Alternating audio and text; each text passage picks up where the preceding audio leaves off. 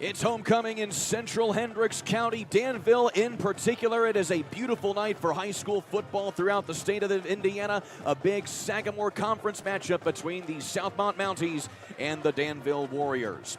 Tonight's game is brought to you by Endeavor Communications. Internet speeds up to a gig. Learn more at WeEndeavor.com. Tonight's game also brought to you by Werner Financial. From investments and planning for retirement to partnerships and tax strategy, Werner Financial does it all. And by York Chrysler Jeep Dodge Ram. We're not number one, you are. You're number one at York in Plainfield. Good evening, everybody. Alongside Coach Dale Carlson, I'm Kurt Darling. Thank you so much for joining us here tonight on the IHSAA Sports Network. Tonight's game is also brought to you by Masters Heating and Cooling for the pregame show, which brings you our first look of the game. Make Masters your first call for all of your heating and cooling needs, because Masters gets you there faster. Call 866-824-HEAT or log on at mastersheatcool.com when you need them. Coach, needless to say, a big game to look at here today as you size up these two opponents. Well, yeah, no doubt. I mean, both teams each have a one loss in the conference, so if they want to keep pace with Tri-West, they've got to win tonight. So it's a big game, I think, to set up for the rest of the year for the conference championship. It was a huge affair for Southmont just a season ago. They won for only the 5th time all-time in this series, but they're also getting a fresh start with their quarterback this year, Nolan Boyer. Right, Nolan Boyer's coming in, and he missed all of last season with a hip injury, had to have hip surgery, which you think that's us old guys that have to go get our hips taken care of, but he had that, and he's really having a good year, both rushing and throwing the football. Meanwhile, you take a look at Danville, 3-2 to start the season. They're coming off of a shutout against Tri-West just last week, but they also had to do it with a brand new quarterback in Carter Ward, who's in for Connor Sober. Yeah, and Carter Ward is a freshman, played his first varsity game last week against Tri-West. And while they didn't put any points on the board, Carter didn't play too badly, and so that game experience could be a good stepping stone for him this week versus the Mounties. Of course, the freshman Carter Ward coming into this contest, he's 21 of 37 with only 225 yards through the air. He's going to have a tall task against the Mounties here this evening. Of course, Coach, you've looked at both of these teams on game film. What are some of the big intricacies that really stand out between these two ball clubs when they match up with each other? Well, first, I think, we're going to have a lot of physical play. Both offensive lines, I think, are very good, and I think that reflects, especially in the numbers of Southmont rushing the football. And even though Danville had to replace a tremendous running back from last year, they got this running back by committee thing, but, they can still run the football. Both teams defensively are doing some good things as well. They each have some really good athletes on defense. Stephen Webb at linebacker for Danville. He's only a junior, leads the team in tackles. Of course, we're going to talk a lot about Wyatt Woodall tonight. Maybe as a running back, but he's the leading tackler for the Southmont team on defense as well. Indeed he is. We have to take our first timeout. When we come back, we will meet the officials as well as get right to kickoff, which is coming up next right here on the IHSAA Sports Network. Hi, I'm Jason Warner. And I'm Christy Calderon. At Warner Financial, our vision is to redefine what it means to partner with a financial institution. We bring together expertise and dedication with a relentless focus on your financial success. Our drive is to create a strategy that aligns your unique goals by crafting tailored financial solutions to guide you through life's milestones. Together, we'll navigate the complexities and turn financial challenges into opportunities. Reach out today for a no-cost consultation and experience the difference of partnering with Warner Financial. Food, shelter, fast Wi-Fi. It's all we really need. Good thing Endeavor has the fast, reliable internet it takes to power all the Wi-Fi hungry gadgets in your home. All at once. With speeds up to 10 gig, get smooth HD streaming video, gaming, music, and surfing, all with no waiting, no buffering, no kidding. Call or click WeEndeavor.com and upgrade to Indiana's fastest internet today. Welcome back here to Danville High School, getting set for some Sagamore Conference football here on the IHSAA Sports Network alongside Dale Carlson. I'm Kurt Darling. The Southmont Mounties have taken their side of the football field this evening as we pan over towards the TP, where the Warriors will be taking the field for the first time here this evening. Again, you take a look at this Danville squad under head coach Jamie Comer, his 4th year as the head coach of the Warriors. And coach, you look back at some of the history that he had in his first couple of seasons. He had a really good start coaching this program. Absolutely, and I think the interesting thing is when you look at what he's done here, he's built numbers, which before he got here, they really didn't have in the program, and they're close to 100 players in the football program here now at Danville. And I think one of the things that impresses me, and this is after doing a couple of games last year for him and now this year, is the size that they have in their offensive and defensive line. They're spending some time in the weight room. He's doing a good job with that part of the program, and if you can win up front, you got a chance to win every game. Meanwhile, for Southmont, they are under the tutelage of Desson Hannum, who is in his 17th season as the head coach of the Mounties. He has gone up, he has gone down. He has done a lot of things, needless to say, but he certainly has a really good pedigree moving forward. Let's go now to your keys to the game, Coach, as we see how these two teams can be successful here this evening. Well, we already mentioned a little bit in the pregame show, but Wyatt Woodall, the all-everything running back for the Southmont Mounties, he's a load. He can score from 3 yards out. He can score from 60 yards out. He's a tremendous, tremendous running back. Danville's got to find a way to stop Wyatt Woodall. Whoever wins the turnover battle, I think, is going to go a long ways to winning this game. And I really think because of the freshman quarterback, Carter Ward, for the Danville Warriors, the Danville offensive line has got to really dominate. They've got to get positive yards rushing the football and take the pressure off of Carter Ward. Speaking of the Danville offensive line, one in particular that you see that pops out on that line is Evan Lawrence. He is a 6'7", 255-pound senior. Coach, he was a tight end last year catching the ball. Now he's protecting Carter Ward's blind side. I know, and you know what? Last year when I did a couple of their games, I thought he had the potential to be a Division I tight end. Lo and behold, he goes and puts on 40 or 50 pounds, and now he's a Division I offensive lineman going to Indiana. So good for him, but I think that's indicative of what they've done here at Danville, especially with the linemen, with their weight training program, is they've really sent out some very, very good players on the offensive and defensive line since Coach Comer's been here. So the captains now meeting at midfield for the ceremonial coin toss that will decide who will be getting the football first. Again, Danville coming off of a loss 21-0 to Tri-West, which has given the Bruins the outright lead in the Sagamore Conference coming into tonight. Meanwhile, Southmont and Danville, they're going to be fighting for the outright second position tonight and send the Sagamore Conference to at least try and keep pace with the Bruins going through the rest of the season. The Southmont Mounties coming off of a dominating win over Crawfordsville, 48-18. Southmont has won the toss, and they will decline to the second half, so Danville will be getting the football first here. So, Coach, when you have that strategy in mind, what do you look for here from Danville on their opening drive? Well, I think Danville's got to really try to, as I mentioned earlier, get their offensive line going, get the running game going, take some pressure off of Carter Ward so that they can get some positive yards, hopefully go down the field and get a score. I think Southmont's saying, hey, we're going to stop you. We're going to get the ball back and go down and score.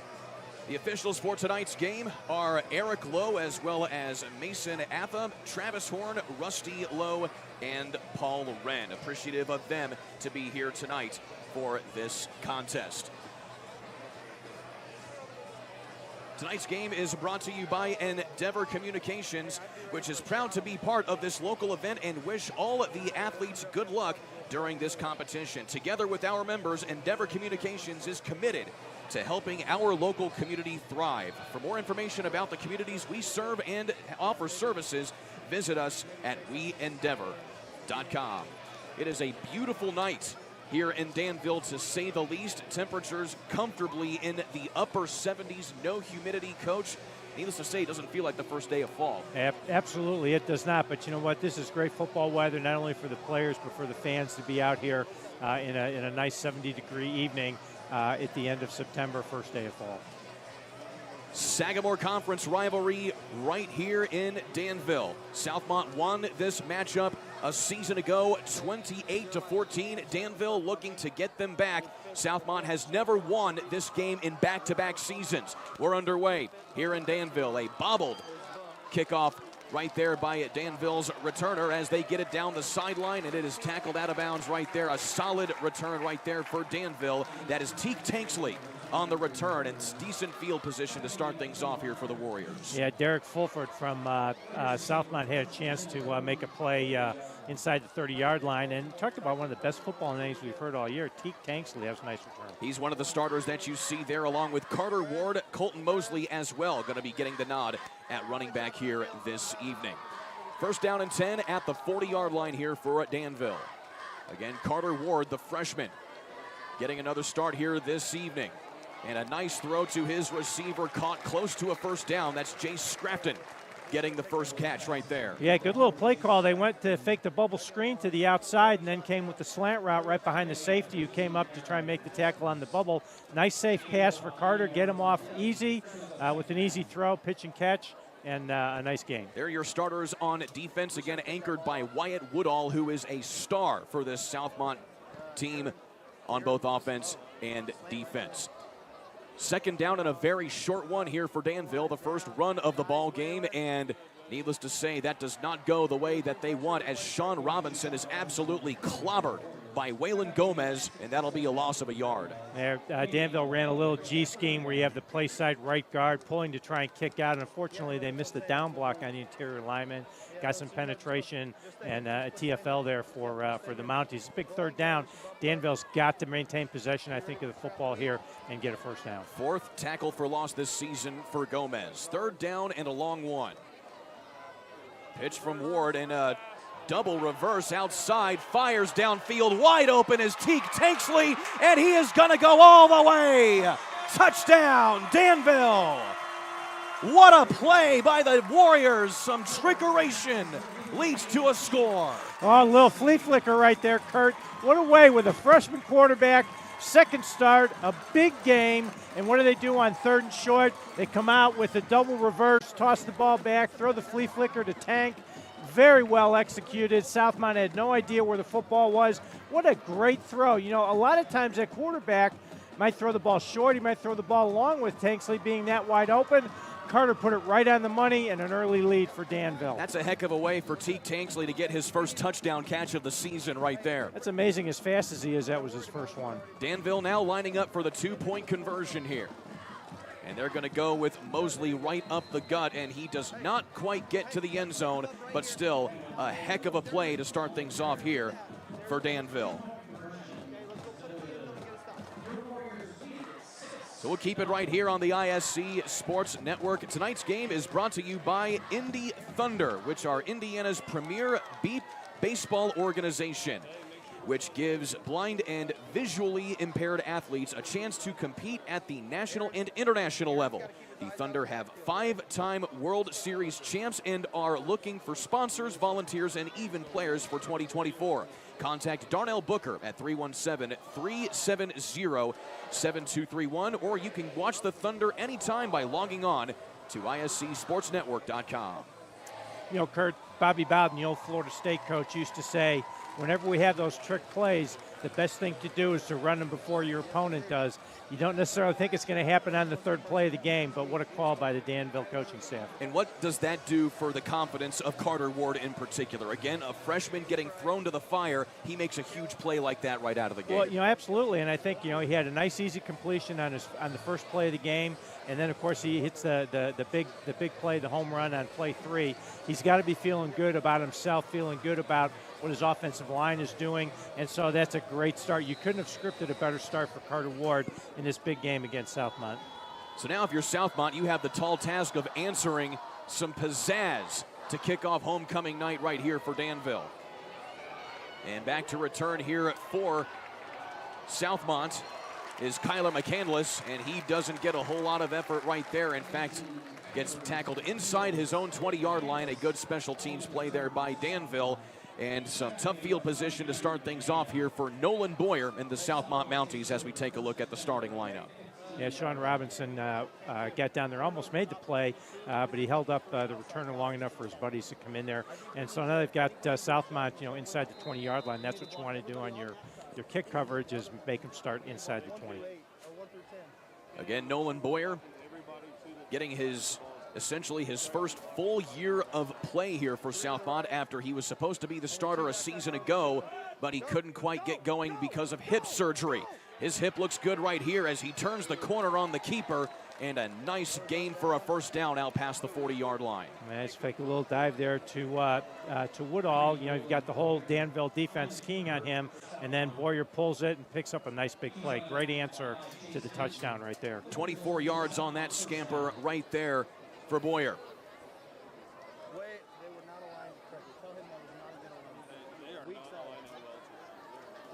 So it's first down and 10 here at the 40-yard line here for Southmont. This time they hand it off to Woodall. He gets his first carry of what will certainly be many here tonight, and he picks up 4. Yeah, that's exactly what we thought Southmont would do. And I don't think they're going to let that long touchdown pass rattle them. They're going to stay within their game plan and just try and pound the ball. Starters here for Danville this evening, again anchored by Brayton Krager as well as Trey Ross on that front line. But Stephen Webb, he is the leading tackler so far this season. He also has 2 interceptions. Second down and 6. Woodall again on the carry. He tries to keep it cranking, and he's able to crank out at least 1.5 yards on that carry. Yeah, it's a great job by the Danville defensive line, not getting pushed off the football. You can see their pad level is a little bit lower than the guys in the white jerseys, and they're able to hold Woodall to a short gain. You know, Southmont, the way they rush the football, this could be 4-down territory for them, even in a game like this early. If they can get some positive yards here and not get the first down, I could see them going for it on 4th. Southmont averaging 285 rushing yards per game this season. Third down. Woodall again turns the corner, gets the first down, leapfrogs over the defender, and keeps going downfield. A flag on the play as he gets tackled at the 25-yard line. Yeah, we'll have to check the penalty. That's that little G scheme that Danville tried to run on their second play of the game. Didn't get anything. Waylon Gomez, pulling guard, came out, got a nice block, opened up a lane for Woodall, but looks like we're coming back here maybe with the holding penalty. This does not look good for Southmont here as you see the offense going back to close to the original line of scrimmage. We'll check the penalty here as there's a lot of dirty laundry here laying on this field here at Warrior Stadium. And that's certainly tough right there because that would have been a heck of a play to really get the gears moving for this offense here for Southmont. Absolutely, and I think they're going to mark the penalty off. I don't think it was at the line of scrimmage. It looks like it was downfield a little bit, so mark it off. So it's not going to be third and unmanageable here. But, you know, again, Nolan Boyer he didn't have a lot of great passing stats, but he still can throw the football, and this might be an opportunity to see his first throw of the game. Let's take so what was a penalty downfield, it's a spot foul, so when all is said and done, they only lose about 4 or 5 yards from the previous spot, so it'll be 3rd down and 8. Yeah, that must have been out of our camera reach because I didn't see anything on that on the replay, but we'll see if Boyer decides to put one up in the air here on 3rd and long. Again, Boyer, he's only thrown the ball 48 times this season, and he's going to go to the pass right here. Fires over the middle, and it's complete to his receiver, and they're going to say that it touched the ground going into his arms, and it falls incomplete as he was looking for Dylan Howell. Yeah, that ball was just short-armed a little bit, put it into the turf. He had a wide-open receiver and a chance for a first down. This is a big defensive series here for Danville. Not only did they get the lead on the big play, but they get a stop. They're going to get the ball back. So the drive sputters here for Southmont, and they'll have to punt for the first time this evening. Aaron McMaster's handling the punting duties. He's also a wide receiver and free safety for this Mountie squad. Spiral takes a hop right into the hands of Tanksley, and he is absolutely throttled right there by the Mounties. That's Cale Chad on the initial hit. And that stops what would have been probably a decent gain right there by Tanksley. Now it's only at the 31-yard line. Yeah, great special teams tackle right there. But still, Danville's got the ball in good field position at the 31-yard line. And, you know, it's kind of hard. You drop those trick plays early. Now Danville's going to have to really play some football here to get some points on the board. Danville has to follow up some trickery that they had lead to a touchdown on their previous drive. Again, that was a 51-yard flea flicker, and now it's a bumbled snap And Carter Ward does the wise thing and just falls on top of it and takes the sack in the backfield. Yeah, I know that snap was a little bit high, but kind of hit Carter in the face mask right there. He's got to make that play. But again, that's one of those things as a freshman. He's got his eyes. He's trying to look at coverage, trying to see what's happening downfield, and just didn't execute the snap.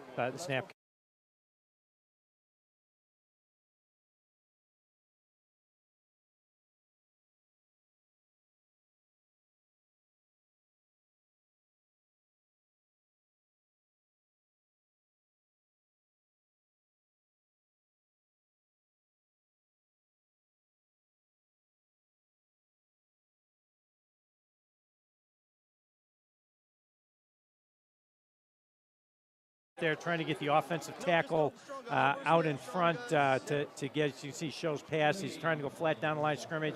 What you want to teach your offensive linemen to do right there is they got a little too far up the field. They've got to really go parallel down the line of scrimmage to be able to get to that defensive back, taking that step up the field, slowed him down, and allowed for the tackle for loss. So 3rd down and a mile here for Danville. Watch the screen, alert screen. Ward now rolling to his right.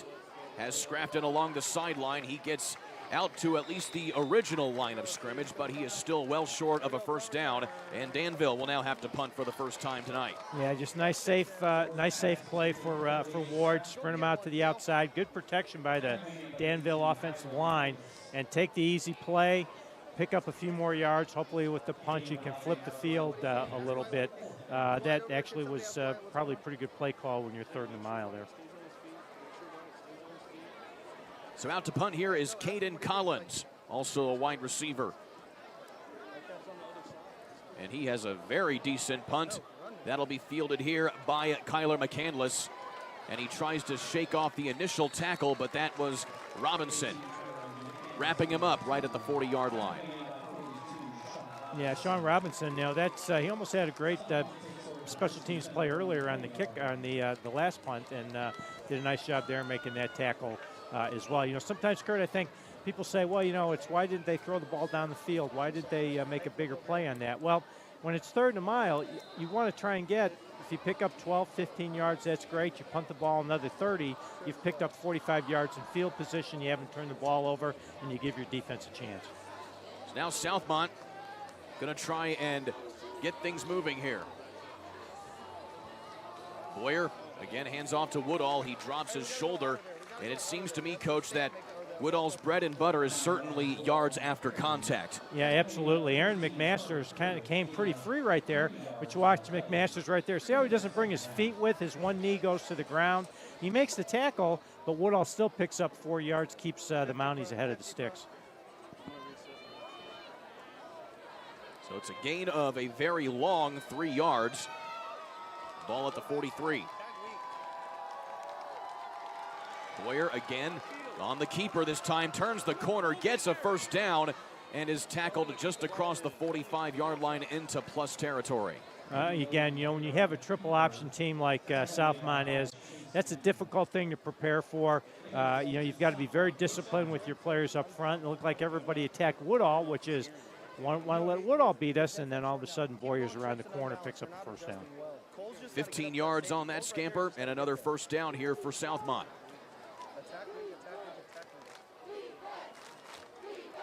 Boyer again on the keeper. He goes the other direction this time.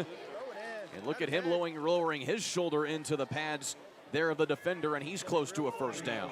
It's difficult. We're not necessarily right in the heads of the Danville coaches right here. But again, trying to have a middle linebacker come across and take Boyer on the option play, and he really doesn't have a chance to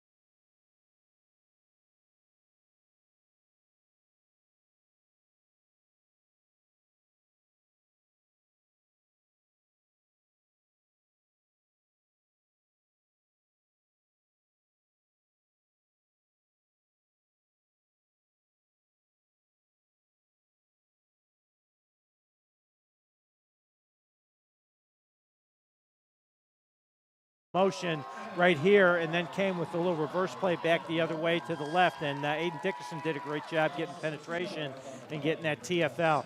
Put Southmont behind the sticks. That's what you've got to do.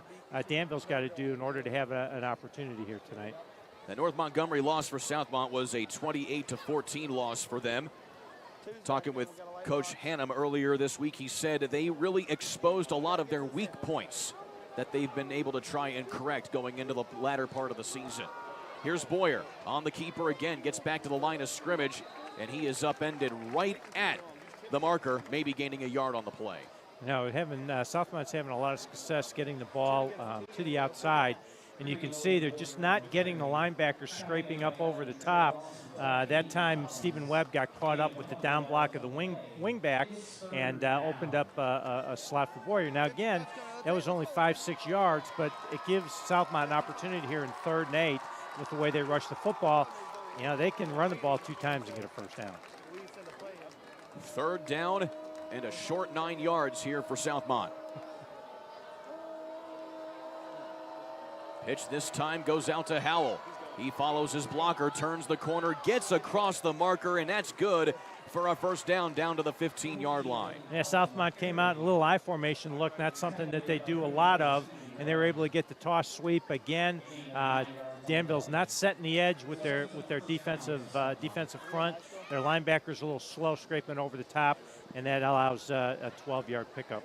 And you mentioned it, Coach, right there. This Southmont team, they know how to run the football even when they are faced in 3rd and long situations. Yeah. You know they're going to run the football in that situation and that they're going to go for it. And obviously, they were able to pick up that first down.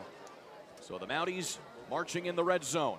Here's Woodall again. He cranks it up the middle and sheds plenty of tacklers, walks into the end zone, and Southmont knocks it up at 6 points apiece. Yeah, Woodall shows you why he's such a dynamic runner, because he can run through those arm tackles. He can make somebody miss and is able to take a pretty much uncontested 9-yard stroll into the end zone. That's that G play. Again, you saw Will Cody, the offensive guard, pull and kick out. Woodall got right inside his kick-out block and was in the end zone. And now Southmont has a rare opportunity to take the lead on the PAT. Snap is down. It's a short kick, but it is enough to get it through the uprights, and it is good. 7-6 is your score. Southmont on top of Danville. Tonight's game is brought to you by York Automotive, which is also York Chrysler Dodge Jeep Ram in Plainfield. Score a York deal on your next car, truck, or SUV, and take advantage of their express lane service for quick oil changes and more. No appointment needed. Proudly serving Central Indiana. Stop at York and Plainfield today so they can show you why they are not number one, you are. Kurt, something to watch for here. Danville, in fact, they might have actually got a hand on that extra point, even though it went through. It's hard to tell, but that could be key if an extra point or field goal comes down to a 4th quarter here. Danville had great penetration. I mean, there had to be 3 defensive linemen, 3 black shirts, 2 hands up. They might get a block at some point. That could be a special teams play that could be a difference maker as the night goes on. Of course, as a coach, depending on who you have personnel-wise, what goes into that decision of whether or not going for a PAT or going for 2, depending on what level you're coaching at? Because Danville, they've only attempted 6 point-after touchdowns all season long. I think it might be the kicker that they're concerned with. They just don't feel confident doing that, so they're going to try and pound in the 2-pointer. Speaking of kickers, Tyler Petrosky kicks it out of bounds here for Southmont, so that will bring the ball all the way back to the 40-yard line for Danville here to start things off on this next drive. Those are those things that drive you crazy as a coach when you just hook one out of bounds like that. This kind of looked like my tee shot on the 3rd hole yesterday when I hooked it out of bounds. What'd you end up shooting, though? Yeah, and that wasn't good. It was pretty ugly. So Danville will have pretty good field position. They actually bring it back out to the 35-yard line off the penalty, so it's an extra free 15 yards for Danville to start off this next drive. Ward in the gun. And quick handoff to his running back, that is Mosley. And he plunges forward for a gain of 3. Yeah, a little quick inside trap play. Just trying to, again, try and get that big offensive line moving for Danville. Let them get and control the game here a little bit, as we talked about earlier, and try and take some of the pressure off of Ward. We only have 2 minutes left here in this first quarter, and that is Danville's first positive run of the evening.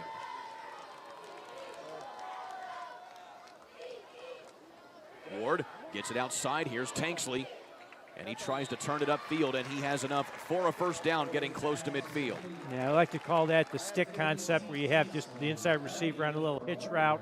You have the slot receiver on the shoot route. That's Tanksley. Really good athlete. Just try and get him the ball out in space and a first down. Again, it's those easy throws for Carter Ward as the freshman to allow him to have some success here. 10-yard pass and catch right there to Tanksley. First down here for the Warriors. Up the gut this time. And a solid run right there by the Warriors. That's Mosley again. They ran that trap play again, a little bit different action in the backfield than the first play they ran on this series. You can see the good kick out. Great job getting the down blocks by the Danville offensive line. And that's really, I think, what Danville needs to do is get those big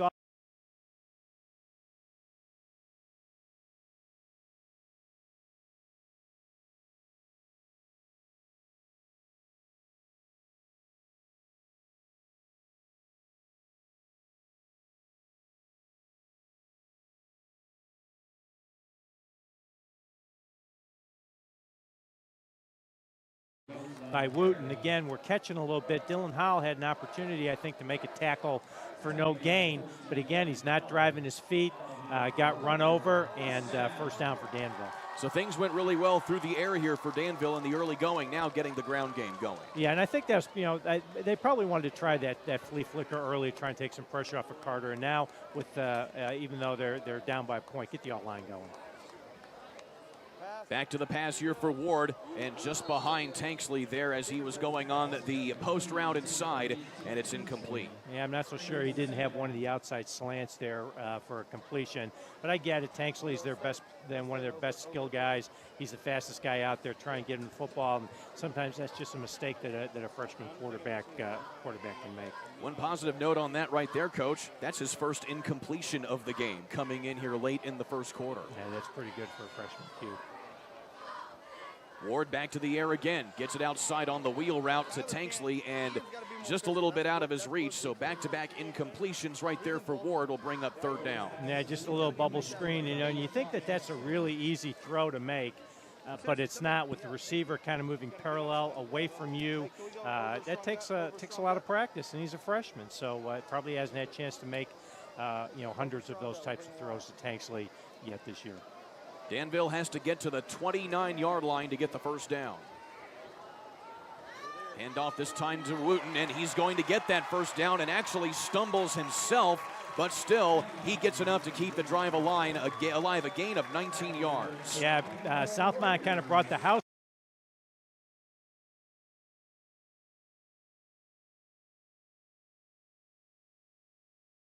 When you decide to blitz like that in a rundown, and he breaks the line of scrimmage, there's nobody back there to make the tackle. Big first down picked up right there by Danville.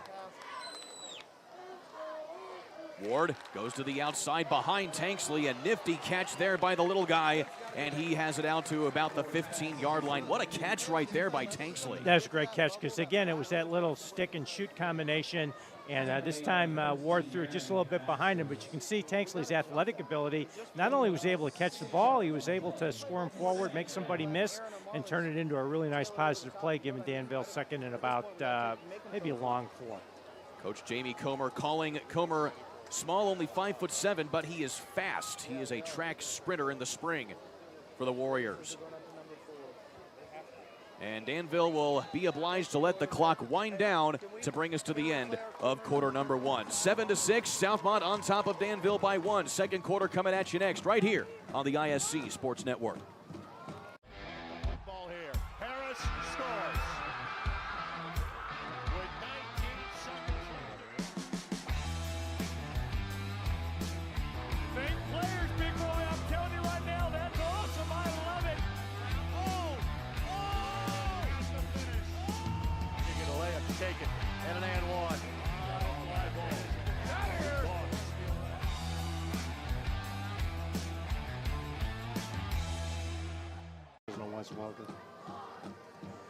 Looking to keep your home comfortable year-round? Look no further than Masters Heating and Cooling. Right now, you can save up to $2,599 on new system installations with 0 down and up to 72 months financing.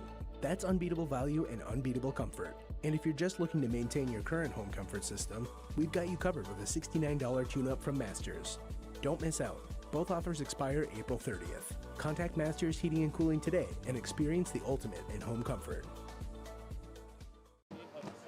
7-6 here at Warrior Stadium in Danville. It's homecoming for Danville High School on the ISC Sports Network. Southmont leading the Warriors going to quarter number 2. Alongside Coach Dale Carlson, I'm Kurt Darling. Coach, your thoughts on that first quarter? Well, you know, it was really a very good first quarter. We saw a big flea flicker play. We saw Southmont move the ball down the field, and we're seeing a freshman quarterback doing a pretty good job so far tonight. Speaking of that freshman quarterback, he looks towards the end zone, has his man reaching to the end zone. Touchdown, Danville. That is Jace Scrafton getting his 4th touchdown of the year. You know, there's a lot of traffic out there. Carter Ward's getting some pressure. There's a lot of bodies out there running around. He was able to thread the needle, put that throw out there. You know, Coach Comer said that in 2 or 3 years we're going to be talking about Carter Ward as an all-state player. I think he's right. He's certainly playing like it so far. That is his 2nd touchdown pass of the night.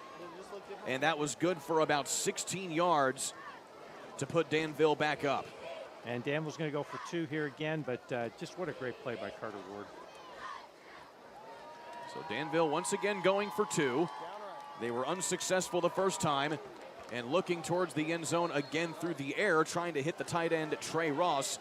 And it doesn't go there. It remains 12-7. We'll watch this again here real quick here, Coach, as this is a heck of a throw here by the freshman. Yeah, you can see the little bit of levels. They're running 3 receivers at levels. You can see the white jerseys there. And just a perfect throw by Carter Ward allows his receiver to catch the ball, turn upfield, get in the end zone, and Danville's able to take the lead 12-7. That red zone play brought to you by Werner Financial, a firm who utilizes customized investment solutions to meet your financial goals, from investments and planning to retirement, as well as partnerships and tax strategy. Werner Financial does it all. Call them today at 317-735-9202 to learn more about how you can secure your financial future. Well, Coach, needless to say, it looks like we have the makings of a back-and-forth battle here tonight with how these two teams are moving the football. Yeah, absolutely. And again, you know, we talked about in the opener, Danville's offensive line was able to open up some holes. They were able to get some positive yards rushing. Carter Ward's, making some easy throws. Yeah, he missed a couple in that drive, but he made the throw that counted. And so now we'll see Southmont. I think more importantly, how does Danville now come back defensively to try and slow the Southmont rushing attack down?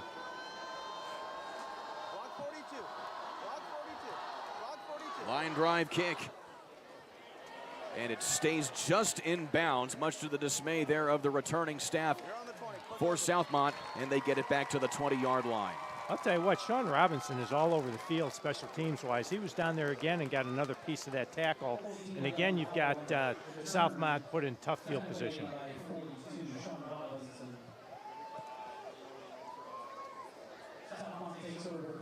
So now taking over at the 21-yard line are the Mounties.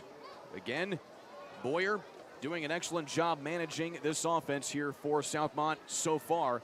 He's the leading rusher on the night and has yet to complete a pass. They keep it on the ground this time as Woodall tries to turn it upfield, but gets forward for maybe a yard on the play.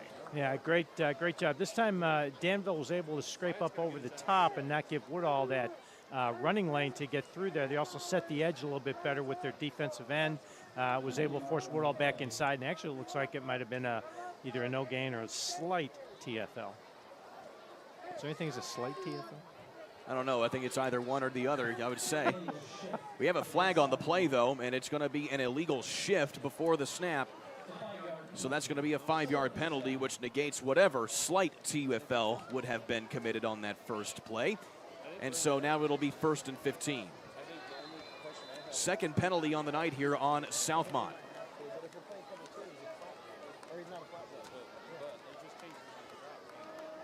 Delayed handoff here. And again, a minimal gain this time for Southmont. That's Cale Chad. Yeah, a little quick counter play coming back the other way, and Danville defense was all over it. You can see they really didn't pursue the dive or the off-tackle play to Woodall. Everybody stayed home. They played assignment football, and they were able to make the play for no gain.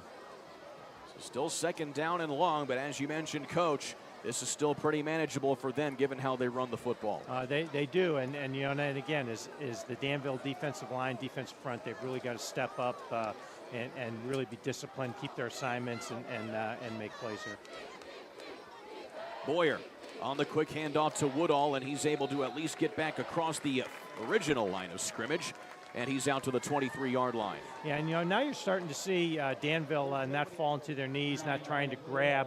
They're actually driving and trying to make good tackles here. And again, you know, third down, this probably isn't four-down territory right here. Might be seeing Boyer try to throw the football here on this third and 9. Boyer is 0 for 1 through the air so far tonight. It has been all running plays since then for the Mounties.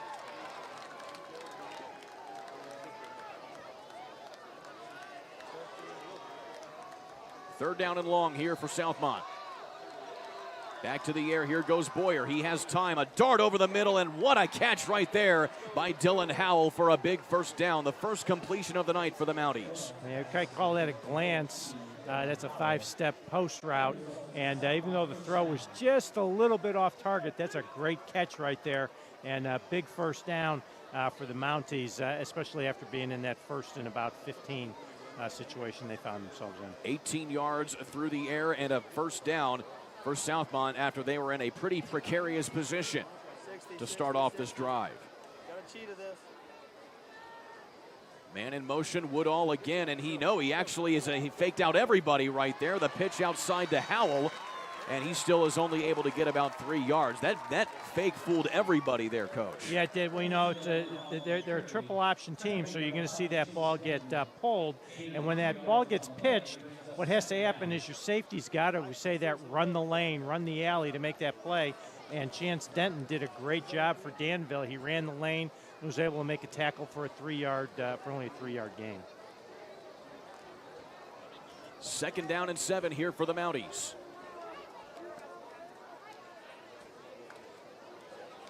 Pitch again outside. It is Chad. He tries to get upfield. He does. Gets a first down and just short of the 45-yard line. They just ran that little toss again, had a pulling guard out in front. And again, we don't see a very good job here of the linebackers from Danville, you know, getting up over the top to try and scrape and make that play. Those linebackers really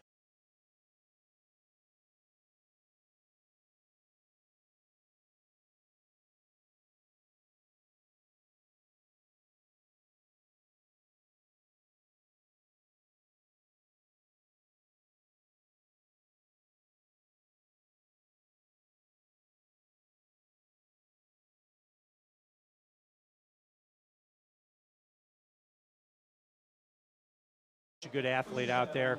You watch him here come off the fake, come off the play. Looks like we've got 2 black shirts there having dead to rights, and he's able to scoot up the sideline and pick up about 5 yards.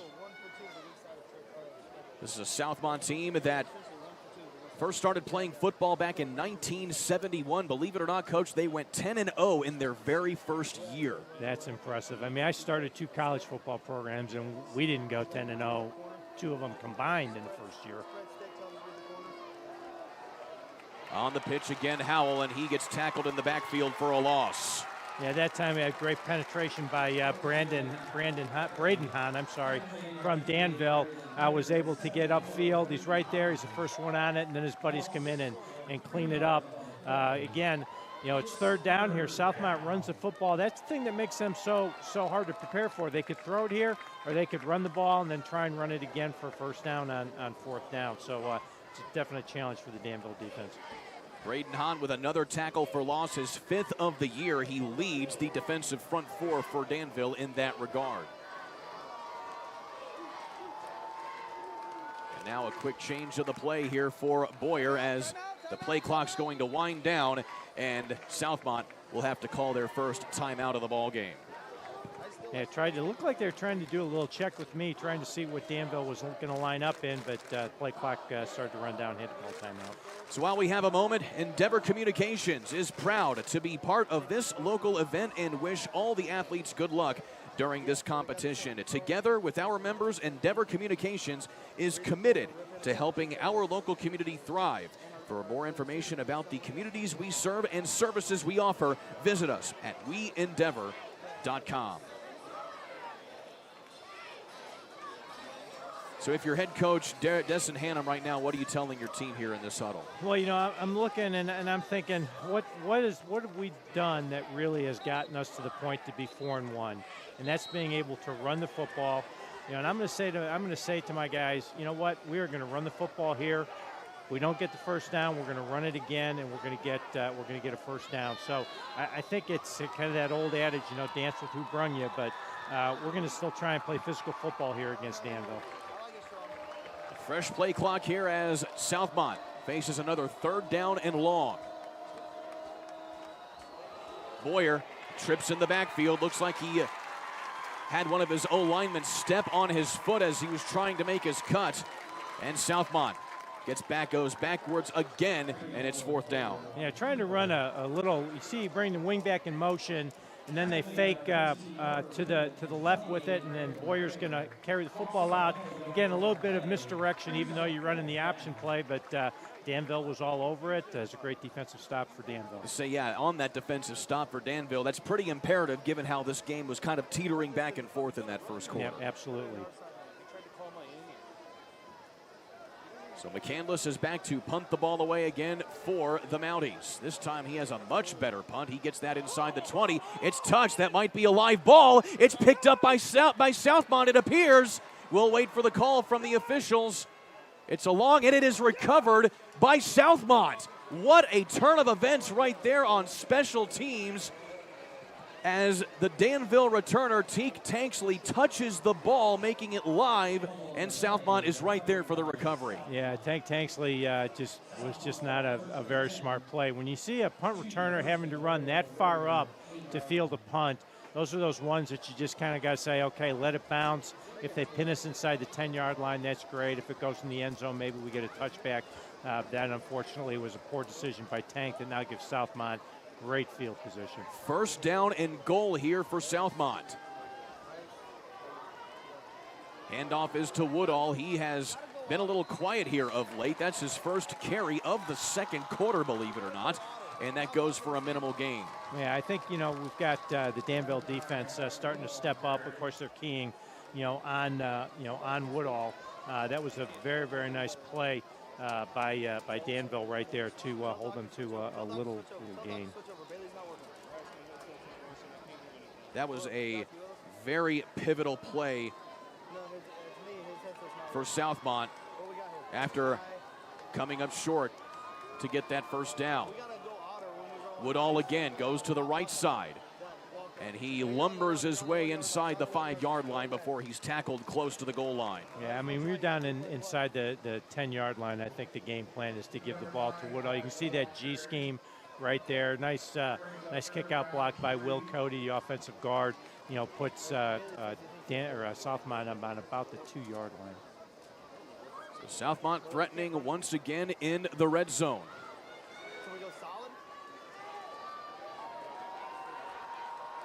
Right up the gut, and Woodall punches it in for another touchdown, it appears anyway. No, they're going to say he was short.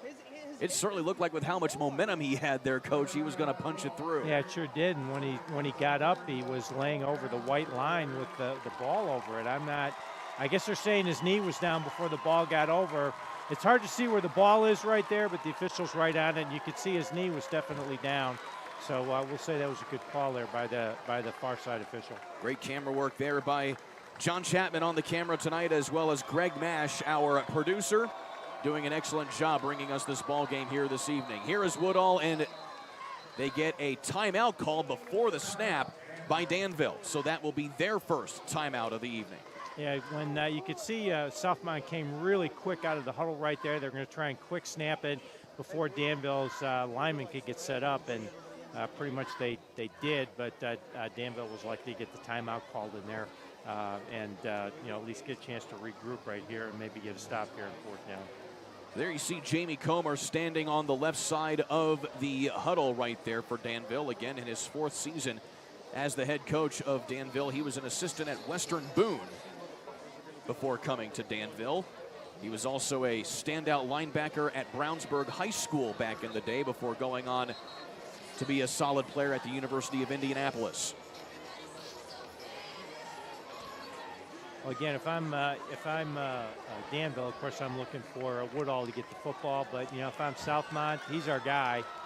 Give him the football again one more time. Just try and get in that wedge blocking where they just get shoulder to shoulder, get lower than the black shirts, and get a touchdown.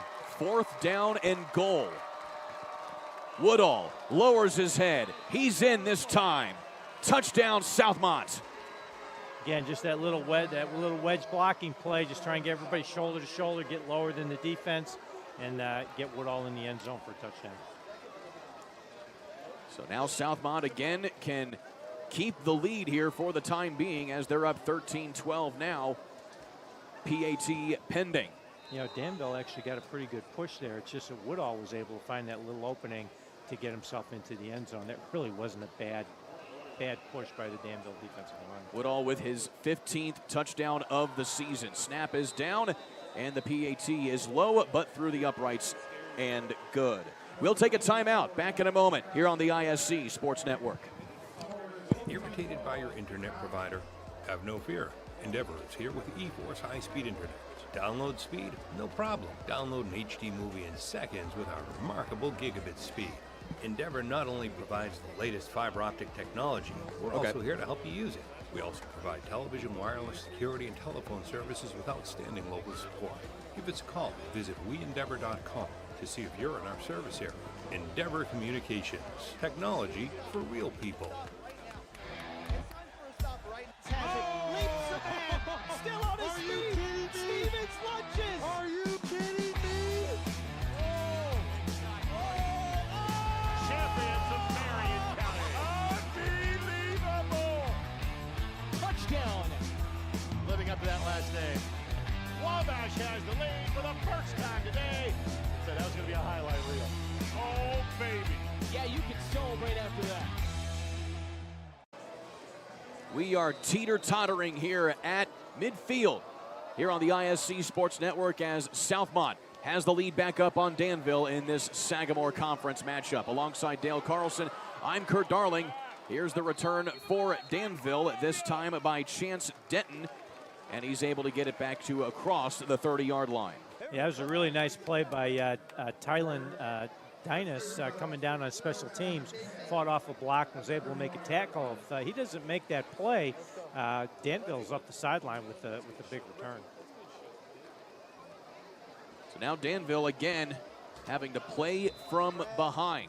Peepers widen a little bit. Peepers widen a little bit. Peepers widen a little bit. Still, it's been an exciting ball game so far. We had some trickery at the start, and now Danville trying to keep the momentum rolling on their side as Tanksley will get it on the jet sweep, and he goes forward for maybe a yard before he is absolutely crushed there by the defensive line of Southmont. Will Cody on the tackle. Yeah, Will Cody did a nice job fighting off the reach block there. Again, Will Cody doesn't get off that block and make that tackle. That's not going to be a 3-yard gain. That's probably going to be a first down.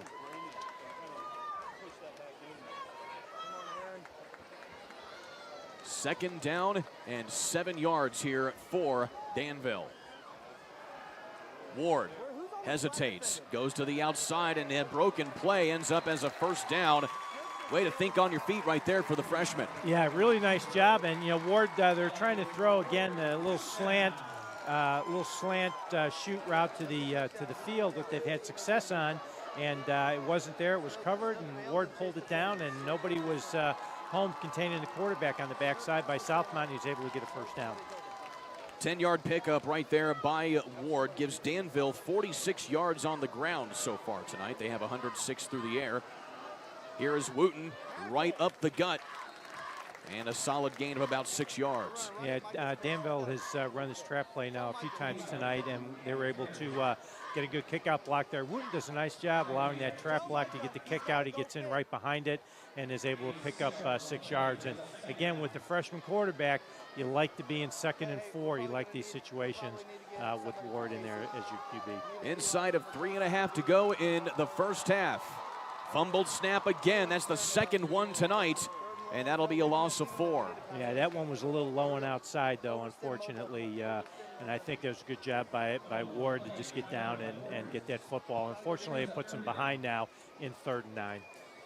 When you have a new quarterback coming up here with a veteran center like Braden Shelley, what kind of chemistry is there when it comes to just something as simple as snapping the football? Yeah, well, if it was underneath center, that's one thing, but a shotgun snap is a shotgun snap, and that was just a bad one. 3rd down and 9.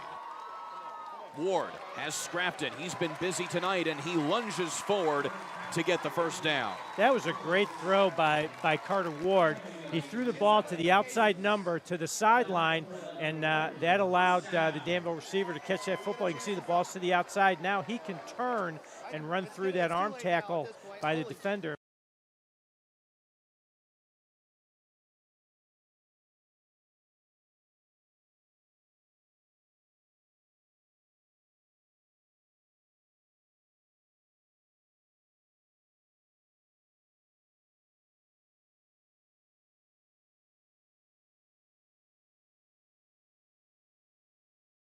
Yeah, just running the bubble screen right here. Well, I take that back. They were running the slant in the screen, and Ward decided to throw the ball in the bubble. I think he might have been able to hang in there for a slant route. With Snook coming up from the corner that fast, one of those slant routes was open. I think Ward just missed it. Snook, only a sophomore, already getting meaningful minutes. 2nd down and long here. Ward pumps and goes outside, and they're going to say that was intercepted. A big grab right along the sideline there by Aaron McMasters, keeps his feet in bounds, and we have our first turnover of the ball game. Yeah, McMasters does a nice job going up, high pointing the football, and let's see if he got his feet inside. I think Ward's trying to get the ball up over his head, and probably he got one. Probably was not a good decision on that throw right there. With McMaster sitting right in front of his receiver. Might have wanted to tuck that one down and just run with it. But those are those mistakes of a freshman quarterback, and now we'll see the turnovers. Obviously, we had the muffed punt back there, too, which led to a score. And so, when you have a freshman quarterback, turnovers like that can really hurt. And now we'll see if Southmont can take the ball down and score. So I stand corrected. They're the 2nd turnover of the ball game, both of them committed by Danville. So Southmont takes over at their own 35-yard line. Boyer with a dart trying to get it outside to Chad, but he wasn't even looking for the ball there. Maybe a miscommunication as it'll bring up 2nd down. Yeah, Southmont really likes to fake the toss here and come off with a post route and then the wheel route right there. And post route was covered, and I think really Boyer just did a good job of saying, hey, I'm going to cut my losses, I'm going to throw it behind him, and we'll live for another down. That's one of those things you always want your quarterback to understand, is not to force throws in like Ward just did the play before. Sometimes it's best to just take your medicine, throw it away, scramble, get whatever you can get, make it a positive play, and then go for the next down. Play clock winding down here for Southmont. They get it on the jet sweep outside to McCandless, and he tries to turn it upfield, and he comes away with 2 yards.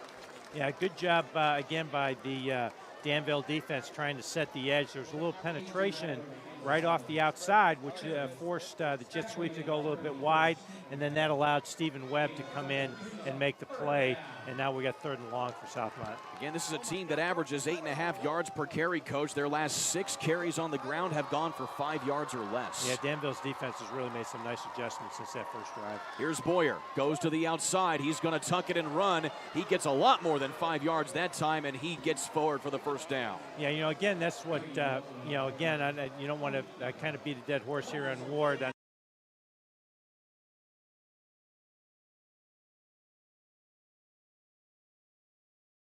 Webb to the sticks and get the first down, but more importantly, get out of bounds and stop the clock with a minute left. That's a gain of 11 yards and a key first down here with 1 minute left to go in this first half. neither team has scored on back-to-back drives. It has gone back and forth so far in this one. And that pass goes nowhere. It looked like he was maybe looking for Woodall there on the screen, and that falls to the turf. Yeah, definitely is a screen call, and Danville was kind of all over that. They had pressure both on Boyer, and somebody was sitting out in the middle of the screen, forced him to just throw it away. Another second down and long here for Southmont.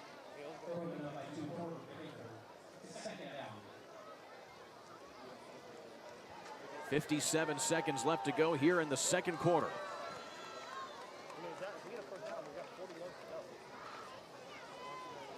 Boyer pitches it outside, this time to Howell. He turns it up the middle, and he is close to a first down. It looks like he's right at the marker. Yeah, they're going to give him a first down. Again, just that little toss sweep, student body right, getting a lot of white jerseys out in front. And again, you know, Danville on a few of those plays earlier was able to get some penetration, able to slow the ball carrier down, but unfortunately this time they weren't able to do that. And probably a very strategic timeout right there. They're going to say he was short by maybe a half a yard, and that will stop the clock here for the Mounties. So again, you see those Danville black jerseys. It's the first time they've ever worn black jerseys. Then we take a look at the first half again. That was a heck of a way to start this game, Coach. Yeah, what a great, again, we said this at the start, but what a great play call right there to go with the flea flicker and get that big touchdown. And then Woodall followed that up with a touchdown run of his own from about 16 yards out. Southmont would take the 7-6 lead right there off of that score. And then a heck of a throw by the freshman quarterback to Scrafton for the second time tonight, finding him. Danville goes up, but then Woodall able to use that big body of his to push through a mountain of players. And that is where we are scoring-wise right now, 14-12. Yeah, but you know, I think you know we talked a little bit about this at the beginning. You know, the Danville offensive line has really been playing very, very well. They've done a good job trying to take the pressure off of Ward, and now Danville's got to come up big here because you know that Southmont's going to still try to pound the football even in this situation. They're going to have to come up big here. Now, of course, they're getting in the gun. They're showing a passing look here.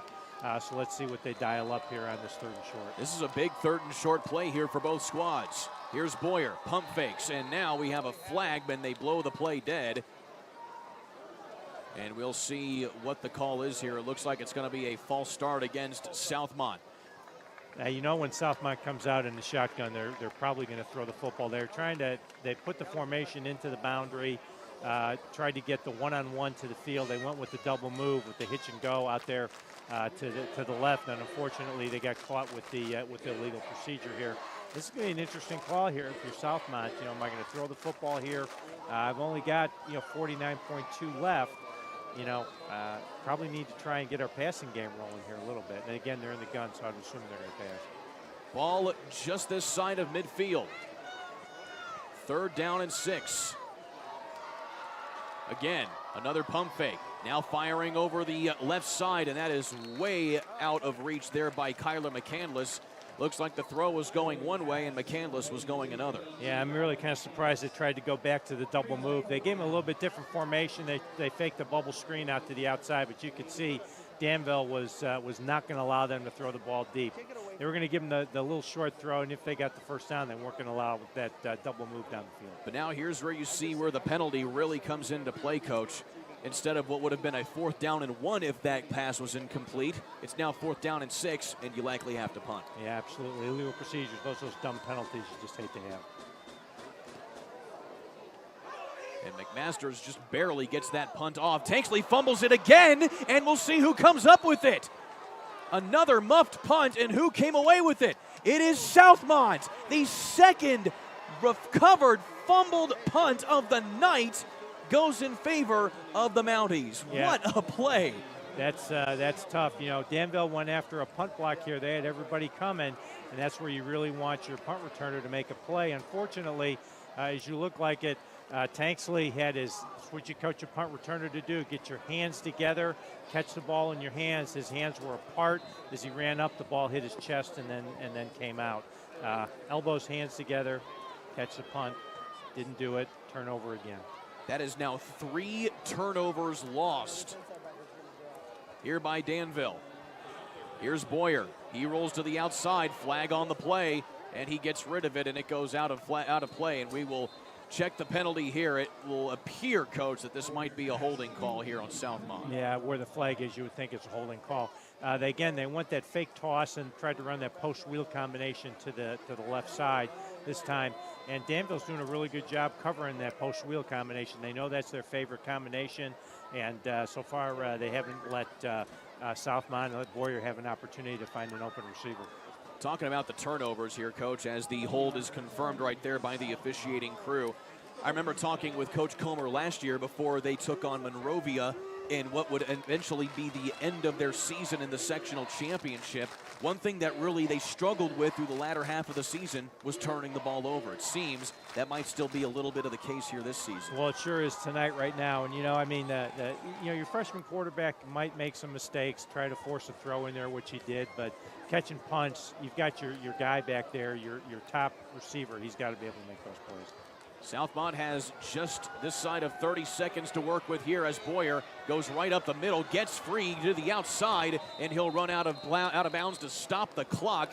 And what was a broken play, he ends up getting a big gain. But, Coach, we have a flag on the play here right at about the 38-yard line. I don't know if it's going to be a hold. It might be a chop block. I'm not quite sure what they called there. But, Boyer, they're calling it, looks like they're going against Danville. Going to be against Danville. It's a face mask against Danville. So that's going to be a personal foul. And I believe, Coach, that goes from the end of the run unless they take the penalty, in which case it's 15 yards from the previous spot and a first down. Actually, not quite a first down, as the yardage doesn't exactly equate to the first down, but still, Southmont going to elect to take the penalty here and keep the down, which will make it now first. Because that play was first down, so that was just going to be first down with the 15 yards. That's a good play by Boyer, though, stepping up when he had the pass rush. And that's what you want your quarterback to do when he gets to rush, step up in the pocket. And now Danville going to take a timeout of their own. And that will be their second timeout here of the half. Boyer showed why he's a senior quarterback right there with the pass rush. He was able to step up, avoid a tackle, and then pick up some positive yards on that play. So now if you're Coach Comer in this huddle, he's standing on the outside right now, but if you're the coaching staff, what are you telling Danville right now? Because that's definitely a hard pill to swallow right there with that second missed punt right there. Yeah, it is, but you know what? You have to play the next play. I think that's the biggest thing that you talk about is no matter what happens, whatever happened before, you can't control it, so you have to go out and have to play the next play. And he needs 11 black jerseys doing their assignment the best that they can to try and keep Southmont out of the end zone. So just play the next play, play the next play, play the next play. So officially first down and 7 right here. Southmont could still run the football in here. They do have 2 timeouts, so they don't have to throw it every down if they elect to do it. 21 seconds to work with here for Southmont.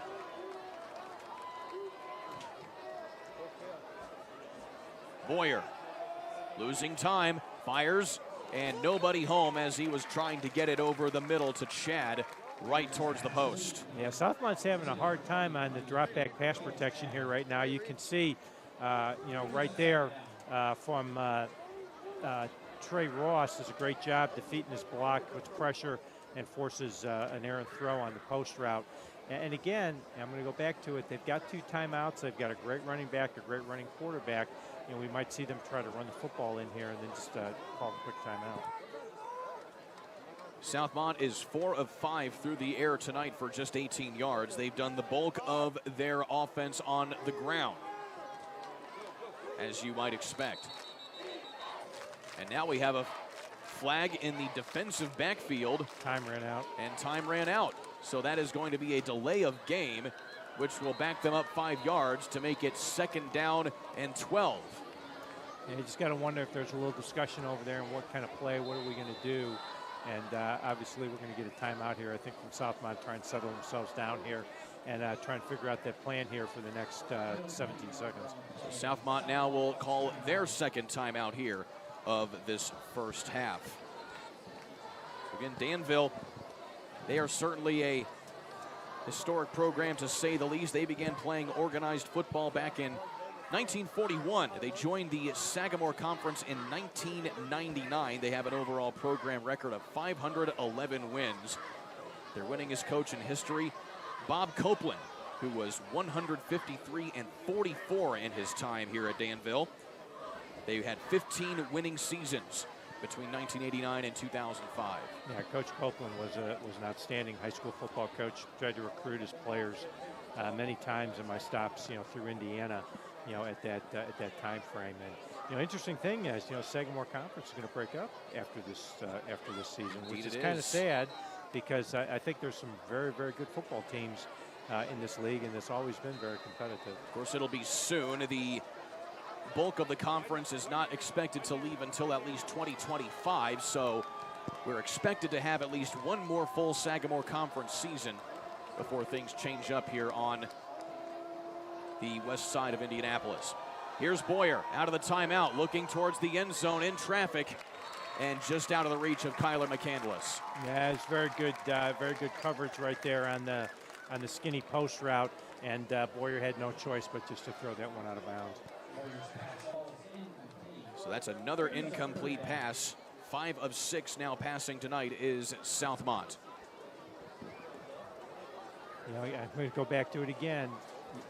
They still have a timeout, and there's only 12.9 seconds to go, but you could potentially still run the football, call timeout, and then see what happens after that. Boyer on third down. He directs some traffic. He unloads, and again out of the reach of his receiver. Again, McCandless can't bring it in. Yeah, Danville's doing a great job trying to just take away those deep throws for Southmont. You can see right here they're just trying to go with corner routes on both sides with a little hitch route underneath.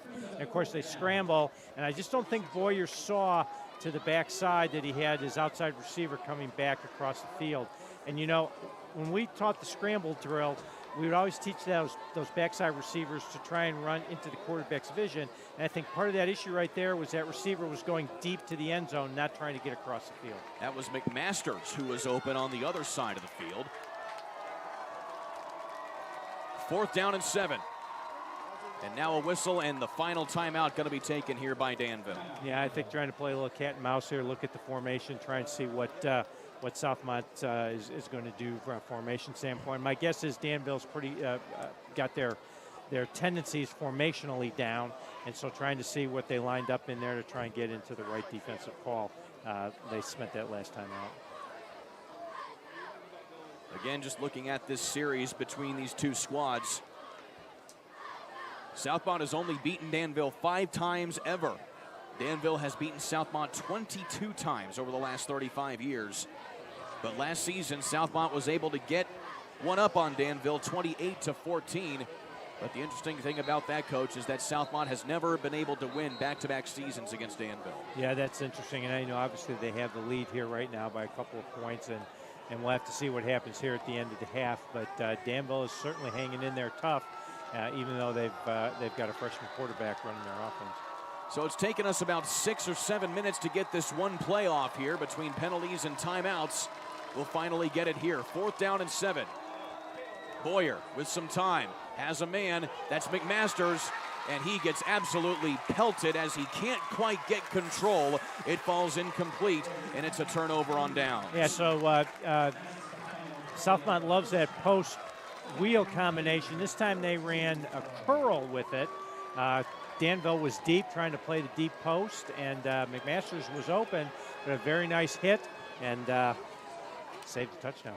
That brings us to the end of the half. It has been a competitive one, to say the least. 14-12, Southmont on top of Danville. Halftime coming at you next right here on the ISC Sports Network. It's game time at York Chrysler Dodge Jeep Ram in Plainfield. Save thousands during Jeep Adventure Days and Ram Power Days. Get a new Jeep Compass, lease it, just $299 a month. A new Jeep Grand Cherokee, lease it, just $359 a month. Or score a new Ram 1500, lease it, just $349 a month. Start your deal at YorkCDJRofPlainfield.com. We're not number one. You are. You're number one at York. It's time to supercharge your internet with ridiculous speeds up to 1 gig from Endeavor. Get ready for high gear downloads that power buffer-free streaming, gaming, sharing, and surfing. And fire up all your devices at once with reliable speeds amplified by the latest Wi-Fi equipment. Get on the fast track to a powerful online experience. Contact Endeavor and supercharge your internet today. Presents your homecoming court.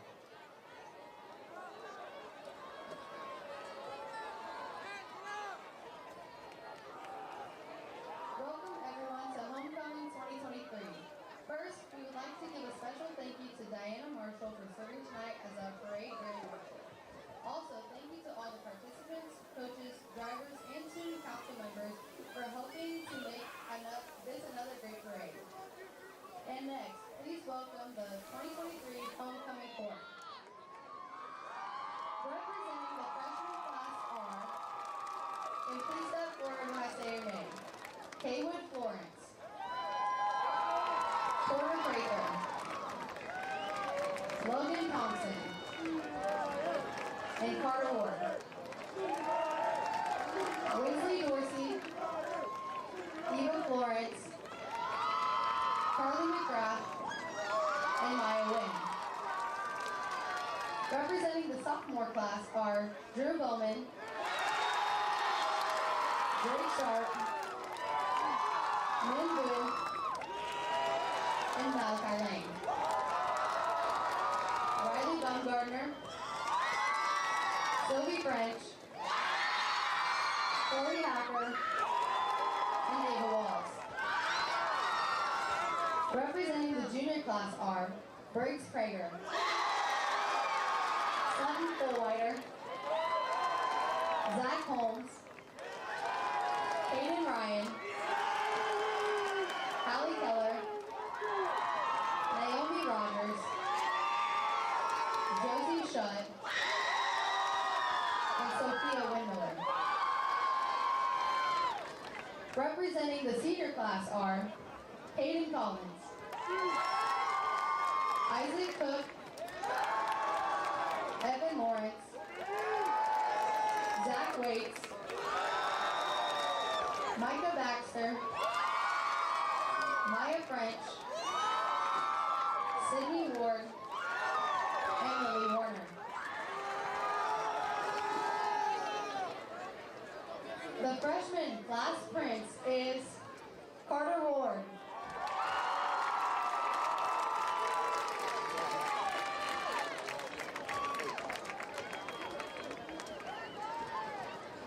The freshman class princess is Charlie McGrath.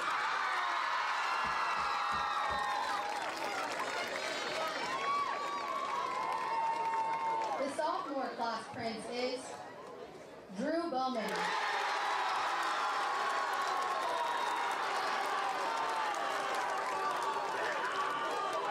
The sophomore class princess is Chloe Hacker.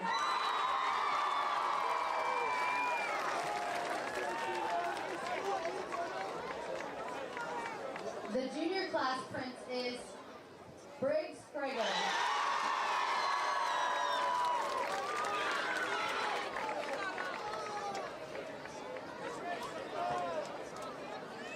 The junior class princess is Josie Shutt.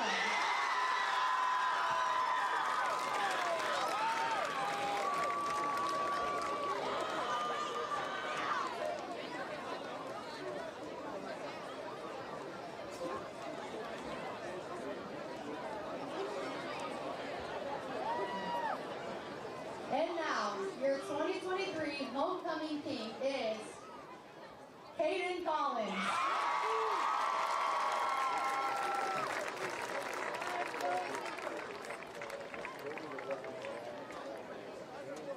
And your 2023 homecoming queen is Micah Baxter.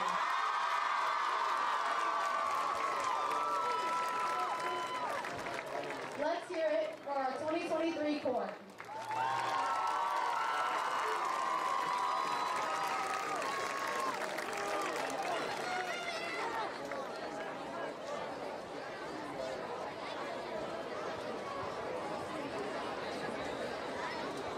Now for our class float competition. competition.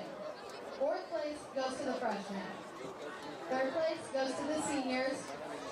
Second place goes to the juniors. And first place goes to the sophomores.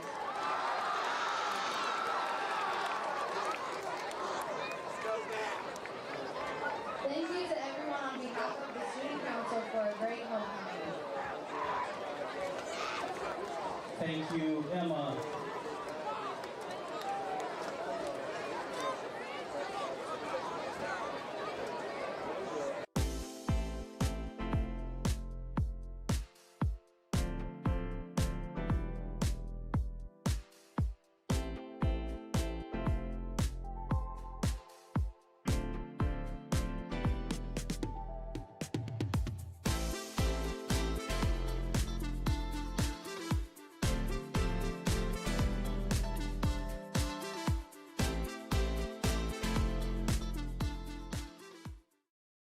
The ISC Sports Network is your home for sports content across the Hoosier State. Find us live on TV and streaming or archived on our website and our app. The ISC is your one-stop shop for the content you want to see, including high school sports, college sports, and other great events throughout the year. Subscribe to our streaming service and get access to it all. ISC, local lives here. Looking to keep your home comfortable year-round? Look no further than Masters Heating and Cooling. Right now, you can save up to $2,599 on new system installations with 0 down and up to 72 months financing. That's unbeatable value and unbeatable comfort. And if you're just looking to maintain your current home comfort system, we've got you covered with a $69 tune-up from Masters. Don't miss out. Both offers expire April 30th. Contact Masters Heating and Cooling today and experience the ultimate in home comfort.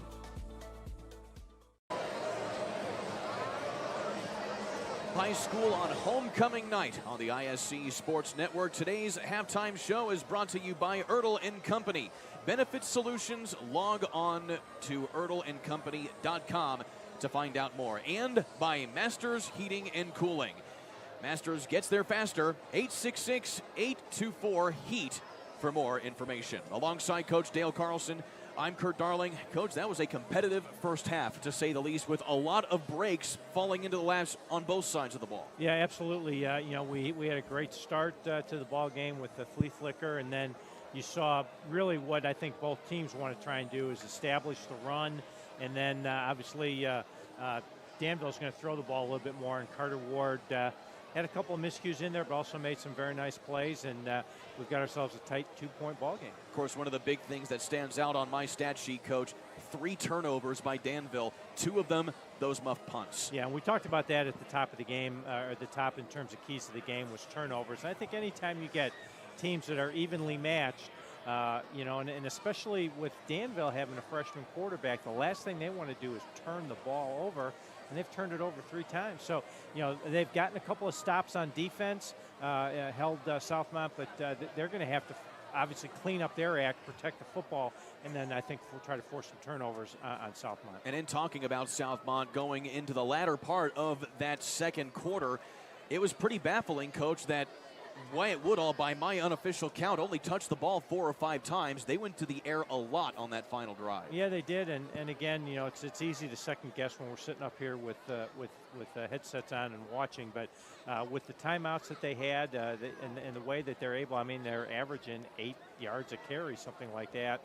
They could obviously have run the football maybe a little bit in there, try to keep Danville off kilter a little bit. Needless to say, though, Nolan Boyer, in spite of the fact that he missed the entire season last year, he's been doing a heck of a job at least managing the game, to say the least. But Carter Ward on the other side for Danville, he has an interception tonight, but still he's had several good passes. He has 114 yards through the air. Yeah, he's done a really, really nice job, and Carter Ward is going to be, I don't know if he's going to get any taller, but he's going to be a player that's going to be somebody to reckon with as a quarterback for Danville High School going through his career here for the next 3.5 years. We'll take a look at some highlights at the other end of this timeout. It's halftime here at Danville on the ISC Sports Network. I'm Jason Warner of Warner Financial. If you're a business owner or high-income earner here in the Indianapolis area, have you ever wondered if you're making the most of every available tax deduction and strategy? Werner Financial is excited to announce our continued partnership with tax consulting firm Strategic Navigators, Inc., a team of skilled professionals dedicated to helping you navigate the complexities of the tax code. Strategic Navigators will guide you through the tax code to save you money each year on your tax bill. Contact us today and let's embark on a journey to optimize your business's financial health. Want lightning-fast internet speeds? Choose Endeavor. Go from slow to whoa. From last to fast. And wait to great.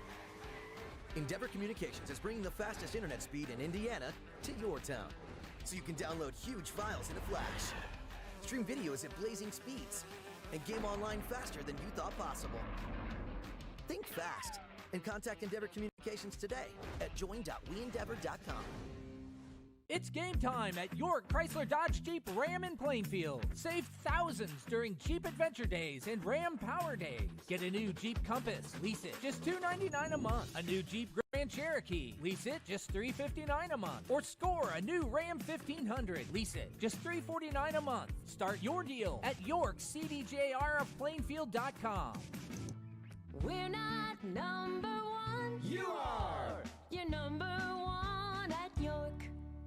The ISC Sports Network is your home for sports content across the Hoosier State. Find us live on TV and streaming or archived on our website and our app. The ISC is your one-stop shop for the content you want to see, including high school sports, college sports, and other great events throughout the year. Subscribe to our streaming service and get access to it all. ISC, local lives here. Irritated by your internet provider? Have no fear.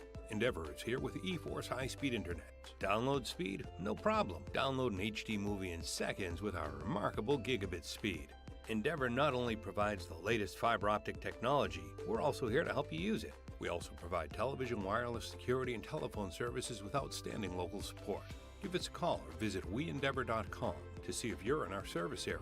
Endeavor Communications. Technology for real people. The marching band of Danville High School giving a solid performance here tonight at halftime on the ISC Sports Network as Danville trails Southmont 14-12 alongside Dale Carlson. I'm Kurt Darling. Coach, let's take a look at some halftime stats here.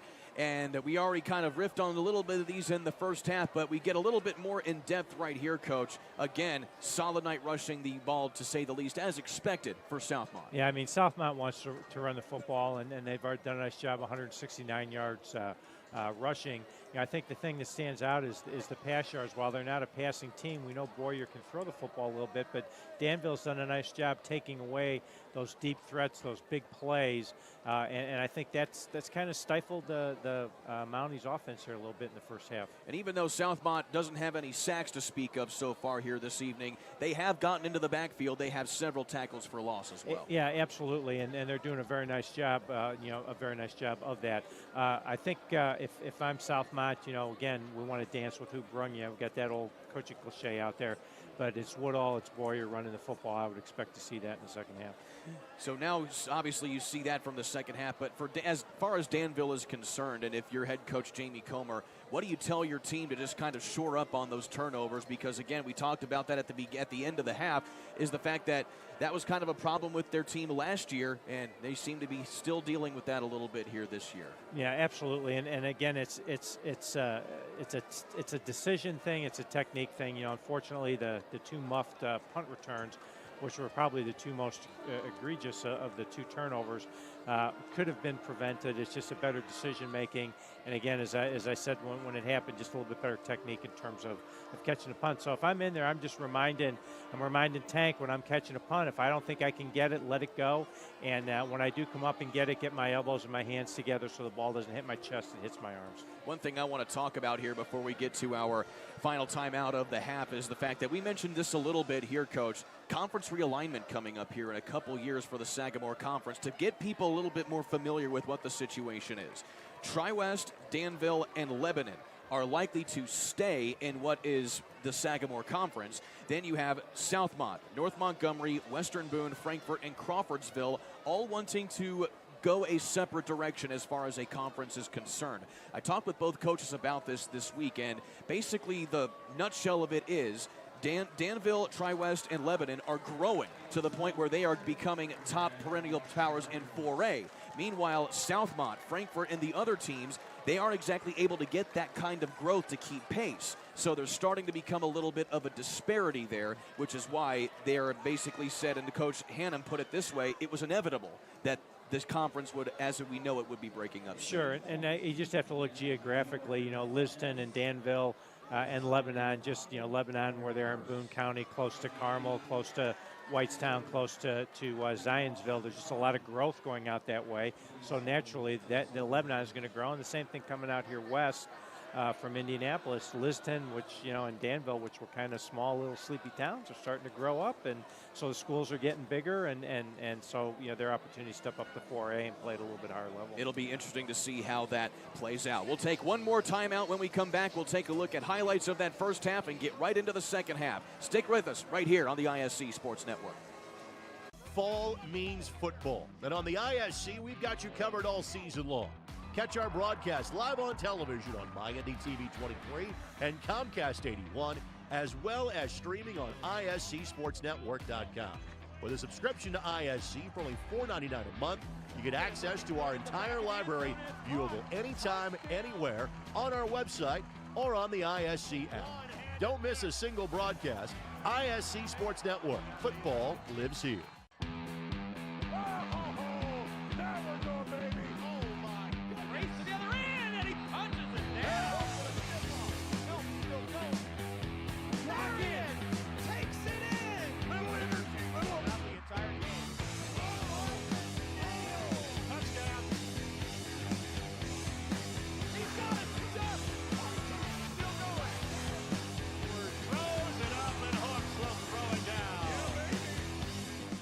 At Indiana Farm Bureau Insurance, we're not just good at insurance. We're good at Matt's one-car, two-bedroom apartment with a home office / home gym insurance. We're good at Nick's SUV and farmhouse with a remodeled kitchen / art gallery insurance. And we're good at the Wilbur suburban home with the two-car garage / rehearsal space insurance. Have you seen my hockey socks? Have you checked your sock drawer? Start with Indiana Farm Bureau Insurance and stop knocking on wood. Few minutes left here of halftime before we get going with the second half on the ISC Sports Network. Alongside Dale Carlson, I'm Kurt Darling. Coach, let's look at some halftime stats, or rather some halftime highlights, to say the least. We already looked at the stats here.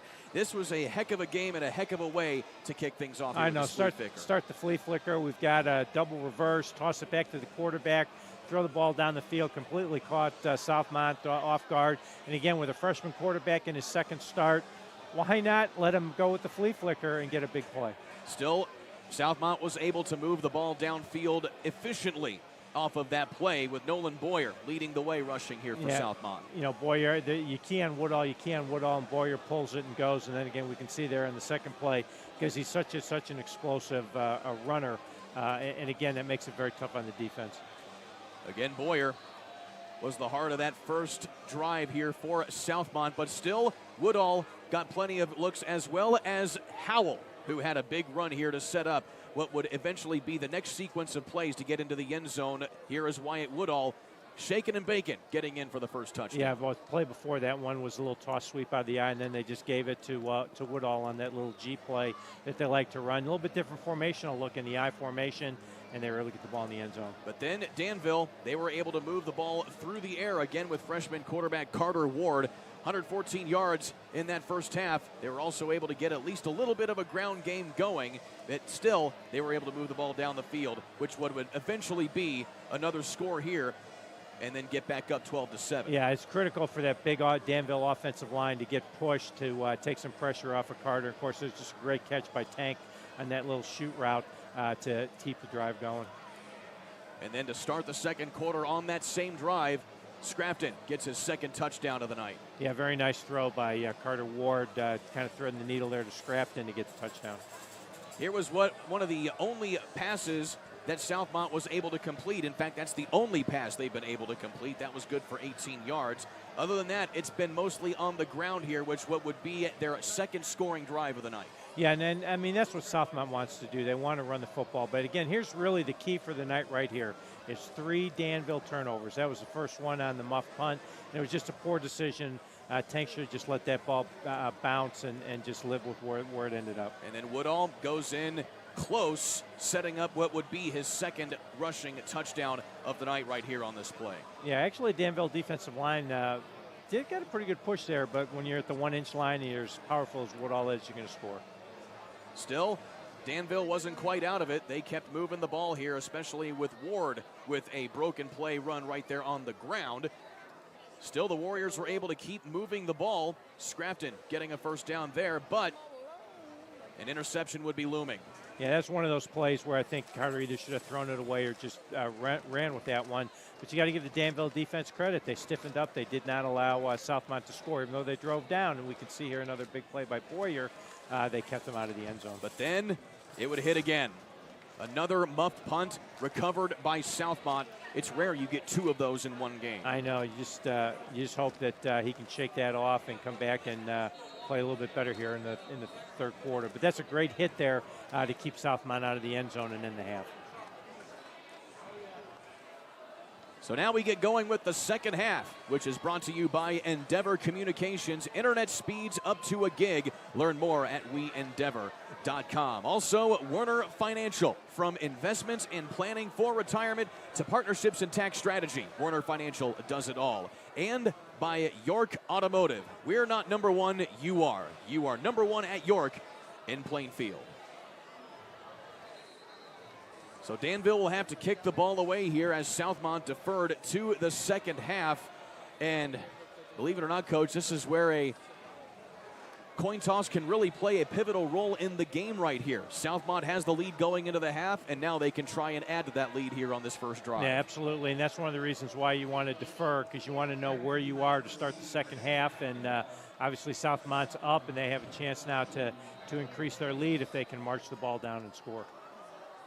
Again, these two teams trying to keep pace with Tri-West in the Sagamore Conference here in this matchup. We're underway here in this second half. And it's going to be a short return right there for Southmont as they get it back close to the 20-yard line. That was Howell on the return. Boy, if Danville gives a special teams player of the game award away each week, Robinson ought to get it, because he has just covered punts, covered kicks. He's doing a great job in special teams. So Southmont will start deep in their own territory. We'll see what they decided to do here, as they did not run the ball as much as they usually do in that second quarter. They're going to stick to the ground immediately with Woodall, and he barrels forward for a solid gain of 5. Yeah, that's what you want to see if you're Southmont, is you want to get positive yards, get Woodall going. You know, 5 yards, but you keep doing that over and over and over again, and then pretty soon Boyer's going to pull it and be around the edge.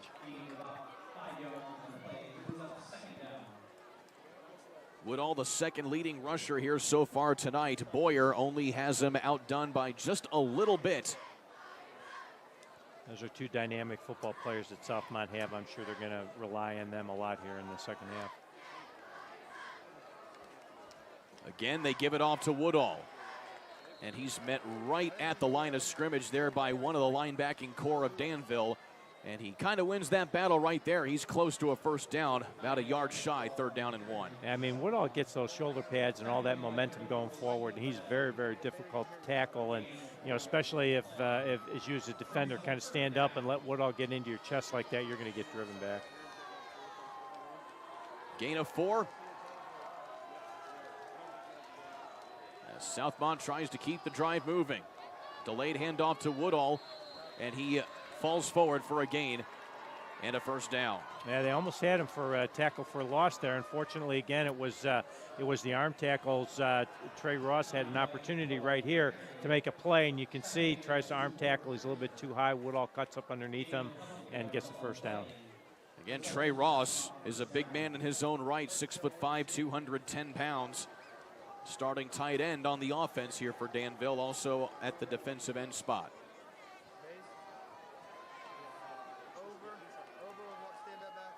Pitch this time to the outside to Chad, and he goes nowhere on that one. Danville read that play like a book Nice tackle there for Danville. Yeah, we talk about setting the edge again, and you can see right here trying to double team the defensive end, but not able to do that, and then that allows Stephen Webb to get over the top from his linebacker spot to scrape and make that play and get a TFL. Also had Porter Prather in on that as well. Prather crowned the freshman prince at homecoming during the halftime period.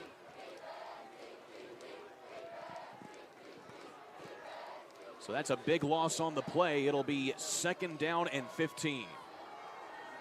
Boyer has to scramble, tries to pitch it ahead, instead just has to go for himself, and maybe is able to scratch out just a few yards on the play.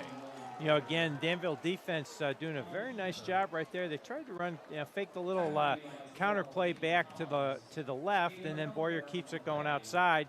And again, Troy Ross is right there, is able to hold Boyer up, force him to go backwards a little bit to allow the pursuit to come up and get another nice play and put him in 3rd and long.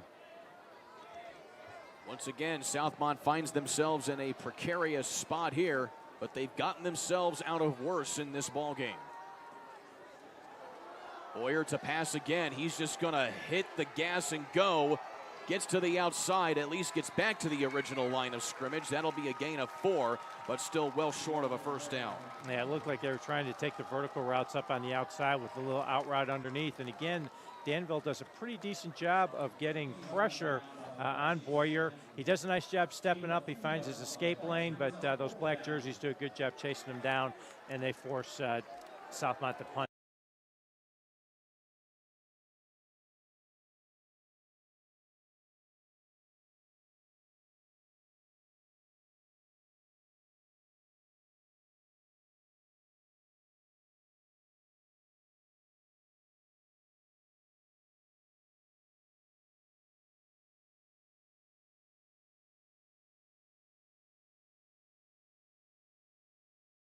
There for the Warriors. No, not at all, and that's the 2nd time tonight that Danville that Southmont almost had a punt block, and of course that forced the shank off his foot, and now you've got Danville set up, 1st down at the Southmont 44-yard line, exactly the start that the Warriors wanted here for the 2nd half.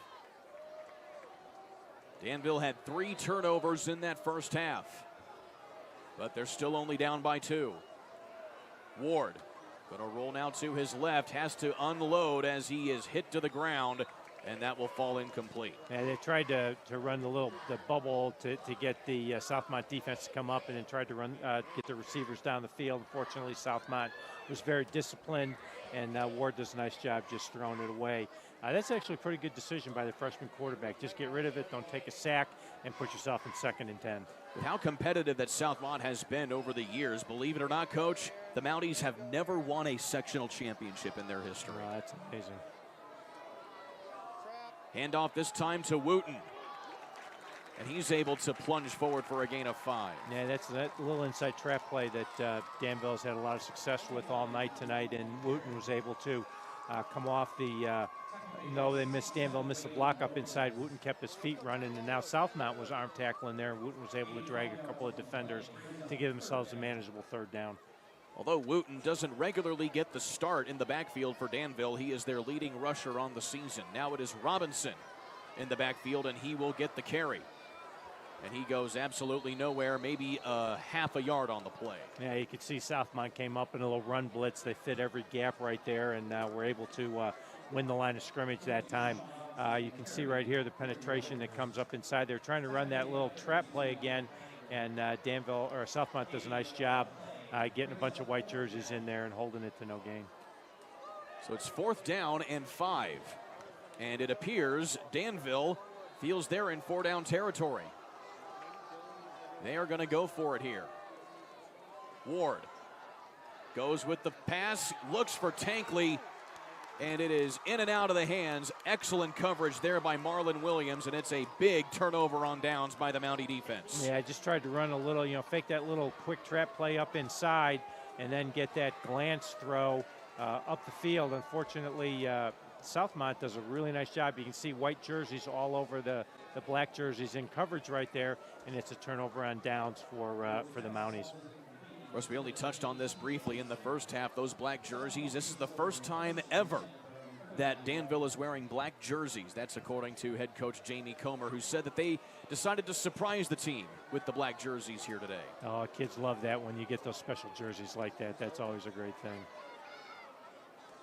Woodall, again, just going to try and keep cranking forward, dinking and dunking downfield.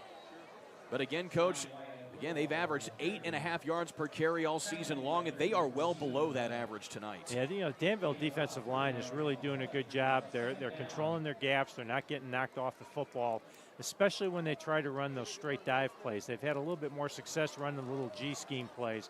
We might see Boyer fake it in here and maybe pull it out himself and run. Boyer again, gonna pitch it outside this time to Howell. And he fumbles the football, and it's recovered by Danville. The first turnover of the night by the Mounties. And Danville able to capitalize in plus territory once again. Yeah, we talked about, so they ran the triple option. They've been doing a good job. Danville has taken Woodall away, so they go to the triple. They defend it pretty well. Boyer's got to pitch it. And again, you've got that safety running the alley, and he gets his hand on it, is able to knock the football out. And now Danville's in business here off the turnover. And we talked about that at the half. Danville had to get a turnover. They've got one. So the drive basically continues here for Danville after their previous drive stalled, going forward on 4th down. And going ahead here is Mosley for a gain of 2. Yeah, got to get the Danville offensive line. Has got to get rolling again here. There's that little quick trap play, but they're just not getting the push they were getting late in the first quarter and all through the second quarter.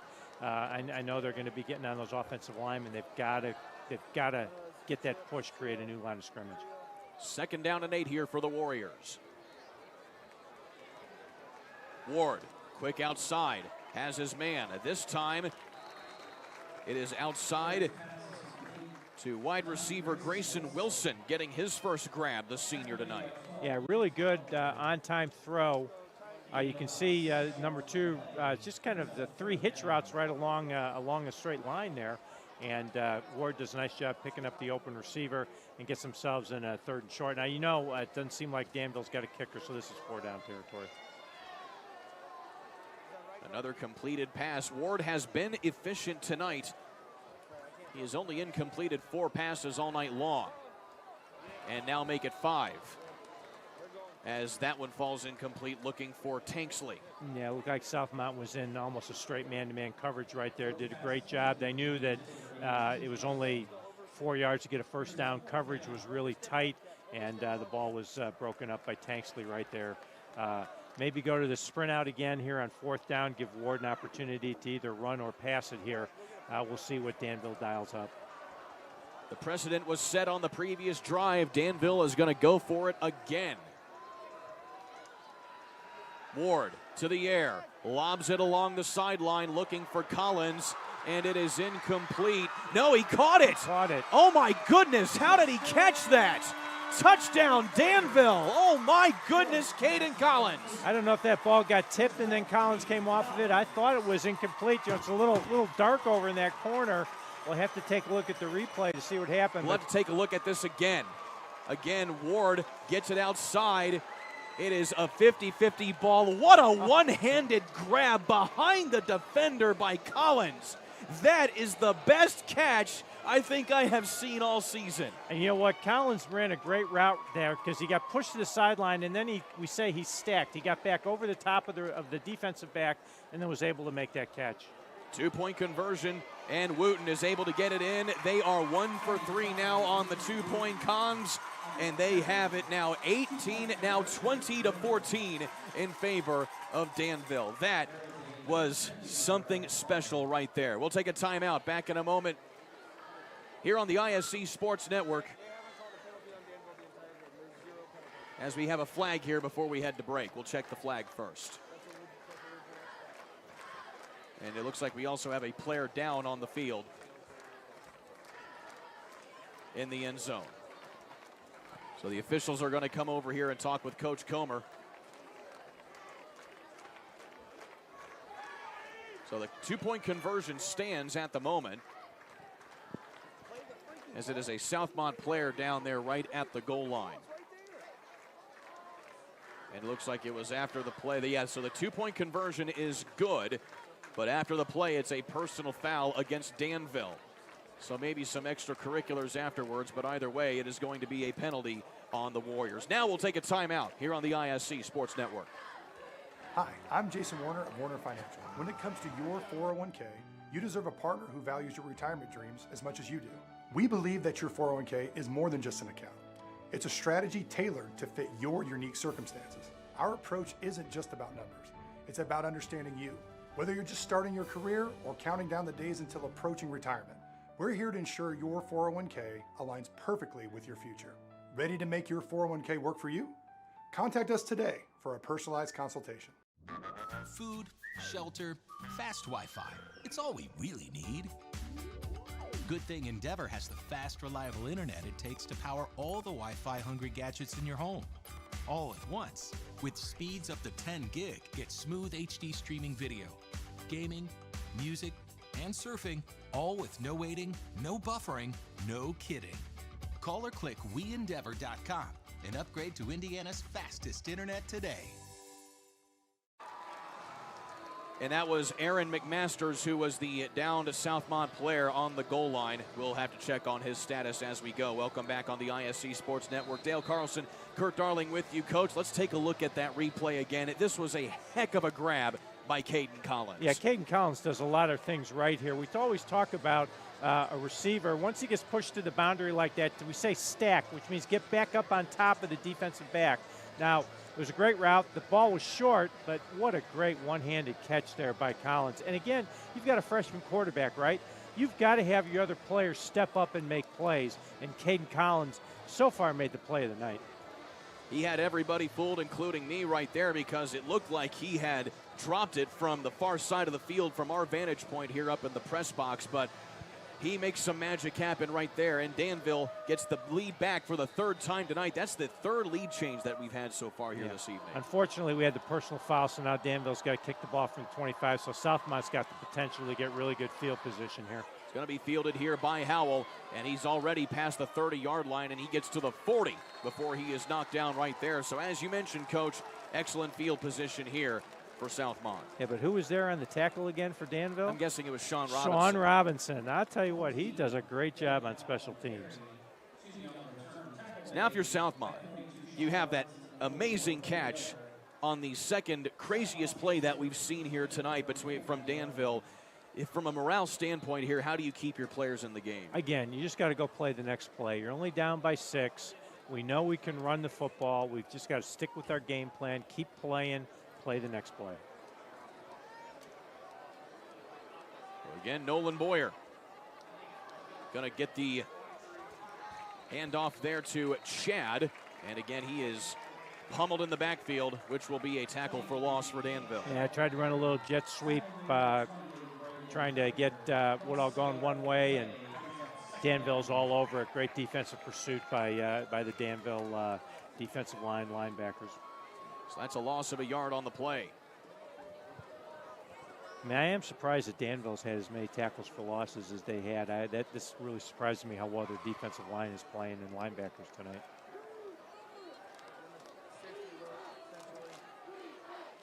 Back again. Woodall goes right to the line, fumble False again, loose. and who Danville. comes up with it? Looks like Danville says they have it. Waiting for the official to say who actually has the ball, and it looks like it is, in fact, Danville football. They're still conversing, and there's the call. Danville with back-to-back fumble recoveries, and it is big Greg Cade with the forced fumble. What a play there by the senior. Just went with that off-tackle dive play right here, and again, really good penetration. I can't quite see who that was. Yeah, that looked like that might have been Stephen Webb coming over the top who actually forced it, and then Cade was able to get in and recover it. But either way, we again talked about Danville needs to get some turnovers. They've had 2 straight turnovers that they've been able to force against Southmont. 2 forced fumbles tonight here in this second half by Danville. Once again, they start in plus territory. Up the gut goes Mosley, and he has a solid gain for about 8 yards. There's that little quick trap play again that Danville has kind of made a living off tonight. Really nice job with the kick-up block. Mosley is able to run through an arm tackle and picks up 8 yards. So Southmont had 169 yards at the Fat halftime. Since then, Coach, Danville has held them to just 15 yards on the ground. Well, I think that at halftime they really challenged the Danville defensive line and the linebackers to execute their technique, be gap sound, and get their linebackers over the top to make plays, and they certainly have here in the second half.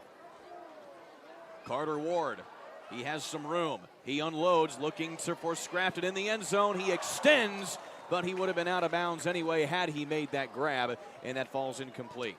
Yeah, I think, for a young quarterback, he's rolling out to his left. He didn't quite get his shoulders turned to get that throw. It's a little bit more accuracy.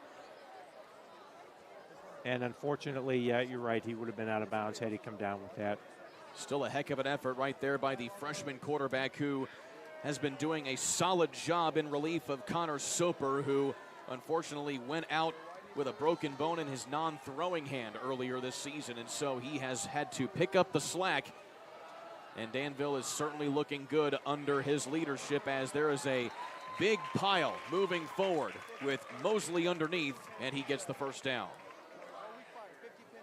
I think are they marking him short? They might mark him just short. It looked like he was right on the pylon. Yeah, I thought the pile got pushed more than that. That's still, it's going to be 4 down territory here. I thought that was a really good push by the Danville offensive line. It sure looked like he had the first down there. 4th down and inches here for Danville. Ward is under center, and he's going to try and sneak it, but there is a whistle before the snap. And they're going to stop the clock here, and looks like a timeout has been called on the field. It's going to be a timeout here for Southmont. Today's game is presented to you by Werner Financial, a firm who utilizes customized investment solutions to meet your financial goals, from investments and planning for retirement to partnerships and tax strategy. Werner Financial does it all. Call them today at 317-735-9202 to learn more about how you can secure your financial future. So Southmont has really been punched in the gut here coming out of this halftime period, as you see both teams on their respective sidelines, and Danville once again threatening here on 4th down. Yeah, with 3:30 to go here in the third quarter, though, you hate to say that this is a pivotal play in the game, because there's a lot of football to be played, but if Danville can convert here, potentially score, give themselves a little bit of a commanding lead. If Southmont can get a stop here, that's be a big morale booster coming off their second turnover. Again, Ward is under center. They don't sneak it this time. It's Robinson. He punches ahead for a first down and a lot more. The special teams man gets a big carry and a big first down. I think that timeout played a little bit in Danville's favor right here, because you can see Southmont's looking for the quarterback sneak. They actually got pretty good penetration, but the off-tackle area was open, and Danville was able to punch it through and get a big first down here. 10 yards on that carry there by Robinson. And Danville is now in the red zone. Ward again gives it off to Mosley. He sheds a tackler, turns it upfield, gets to the 10, and that's good for another first down.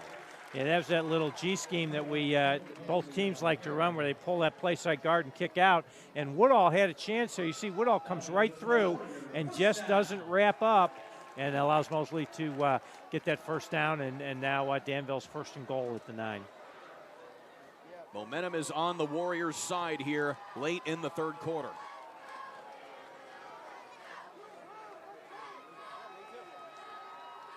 Ward under center again. Delayed handoff, turning it upfield this time. Flag on the play as they get into the end zone with Andrew Smith on the carry. But we'll check the penalty. Yeah, there's a little counter play with Andrew Smith. Rather, that was Wooten, excuse me. I'm sorry, Wooten coming back with it, but I think we might either have a hold or a clip. Definitely going to go against Danville. So that will negate the touchdown here as Wooten, you can see, comes up a little gimpy after that play. So the officials checking the penalty here, and legal substitute. And it's going to be a chop block here against Danville. So that's going to be a 15-yard penalty from the spot of the foul. So what was first and goal from inside the 10 is now going to be first and goal from out near the 20. That's a tough call, I think, sometimes to make. It almost just looked like the Danville offensive lineman just kind of fell over and rolled into the Southmont player, but he did block him below the knees, so they're going to get that call. It's only the second penalty by my count on Danville all night long as they give it back into the hands of Mosley, who makes up at least a couple yards from that penalty yardage. Yeah, it's a tough situation here. It just doesn't seem like Danville has a kicker, so they may be forced to have to throw the football down in this situation. I'm assuming that Southmont's going to be laying back, not allow an opportunity for Carter to throw the ball into the end zone. They gave Mosley a yard on that play, second down at 16.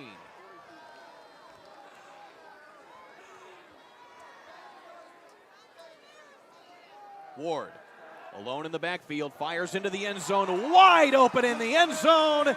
Ethan Wooten, touchdown Warriors.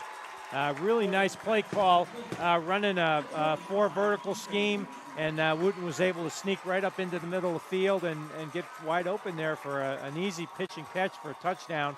Off the play action or the motion, really nice play designed by Danville to get up in the end zone, and again, 2 turnovers, 2 touchdowns. Danville's got a commanding lead here so far going into the end of the second or the third quarter. Looked like it was just a missed assignment in the backfield, Coach. Well, I think when they had the motion coming across, I think they got messed up in who was going to cover who, and unfortunately for Southmont, left the player wide open. Looking for the 2-point conversion. Ward tries to hit the pylon, and he does, getting the corner.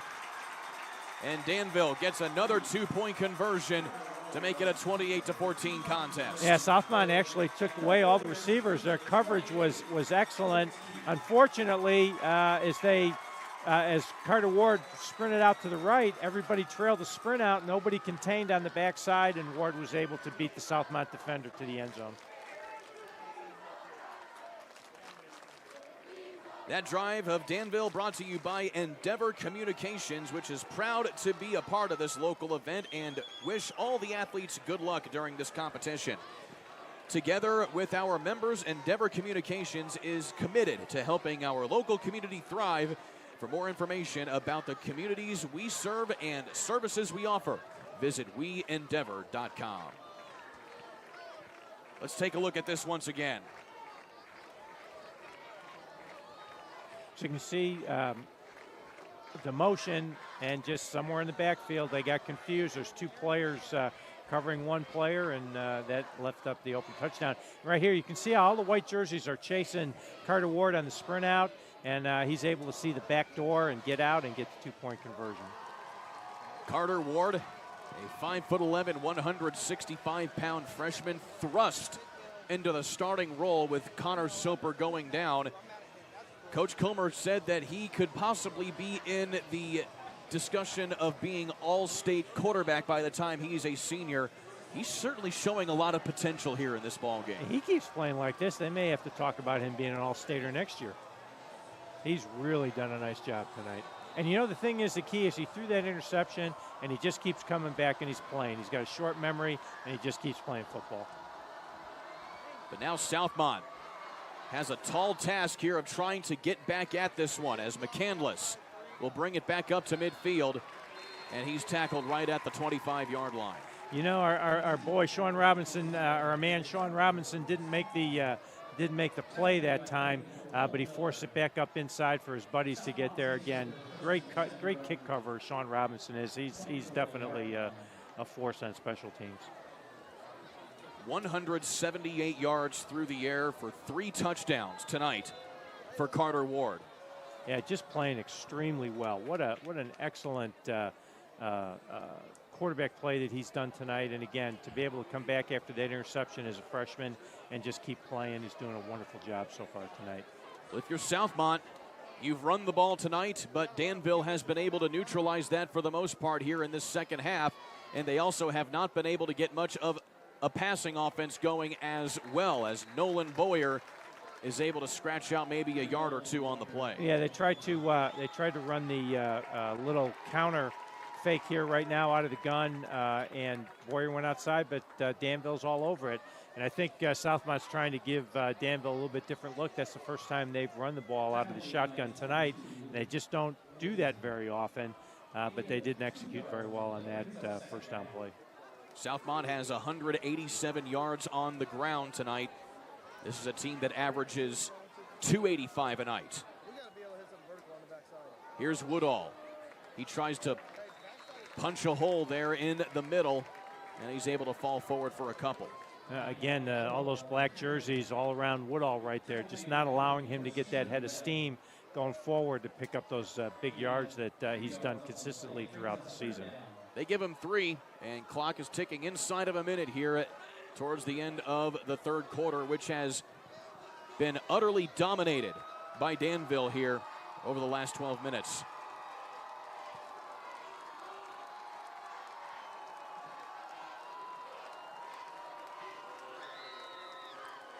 Third down and 5 here for Boyer. Fakes the handoff, has his man in stride. That is Chad. He keeps moving across midfield and down across the 45-yard line where he's tackled. Yeah, it's a good play call right there. Out of the shotgun, fake the dive play to Boyer, and then just pick up Chad on the quick look in. And of course, you know, as Danville's defense is going to step up, they've got to stop the run, and they did. Chad got right behind him, and that's a big play. Southmont really needed that. Get some momentum here, down 14. 25 yards on that pass will bring us to the end of quarter number 3. Stick with us. 12 more minutes of football to play here on the ISC Sports Network. At Indiana Farm Bureau Insurance, we're not just good at insurance. We're good at Emma and Jake's just baby-proof their 2-bedroom bungalow to prepare for baby number 1 insurance. We're good at Madeline and Chance's just gave in and became minivan people to make room for baby number 2 insurance. And we're good at Gabby and Nate's just moved to a house with a bigger backyard to welcome fur baby number 3 insurance. Start with Indiana Farm Bureau Insurance and stop knocking on wood. It's time to supercharge your internet with ridiculous speeds up to 1 gig from Endeavor.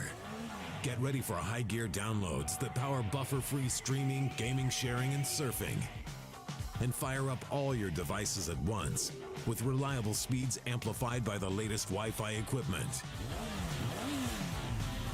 Get on the fast track to a powerful online experience.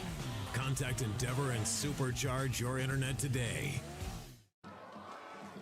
Fourth and final quarter here on homecoming night for Danville. Here on the ISC Sports Network, the Warriors have scored 14 unanswered points on the Mounties of Southmont to take a 28-14 lead. Alongside Dale Carlson, I'm Kurt Darling. Coach, it's winning time here for one of these two teams. Yeah, absolutely. And again, this is a pivotal drive for Southmont. They've really got to come away with some points.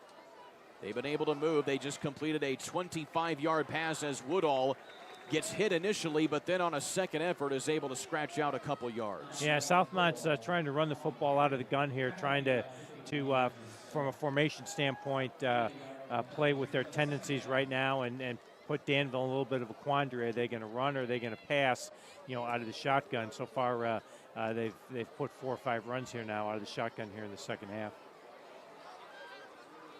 So Southmont has not had a run for more than 10 yards since late in the second quarter. Yeah, Danville defense is really doing a nice job. Going back to the air again is Boyer. He's feeling the pressure in stride. He tries to get it to his receiver, and that falls incomplete. That was Marlon Williams trying to get it. Yeah, Stephen Webb came from his middle linebacker spot. Nobody blocked him, came untouched, and Boyer did a nice job getting outside, but just had to throw it away. And again, now we're looking at 3rd and 9. Now we're pretty sure this got to be 4 down territory for Southmont here, down 28-14. I know there's a lot of time to go, but they desperately need a score on this drive with the way Danville's been moving the ball. Big third down here for the Mounties.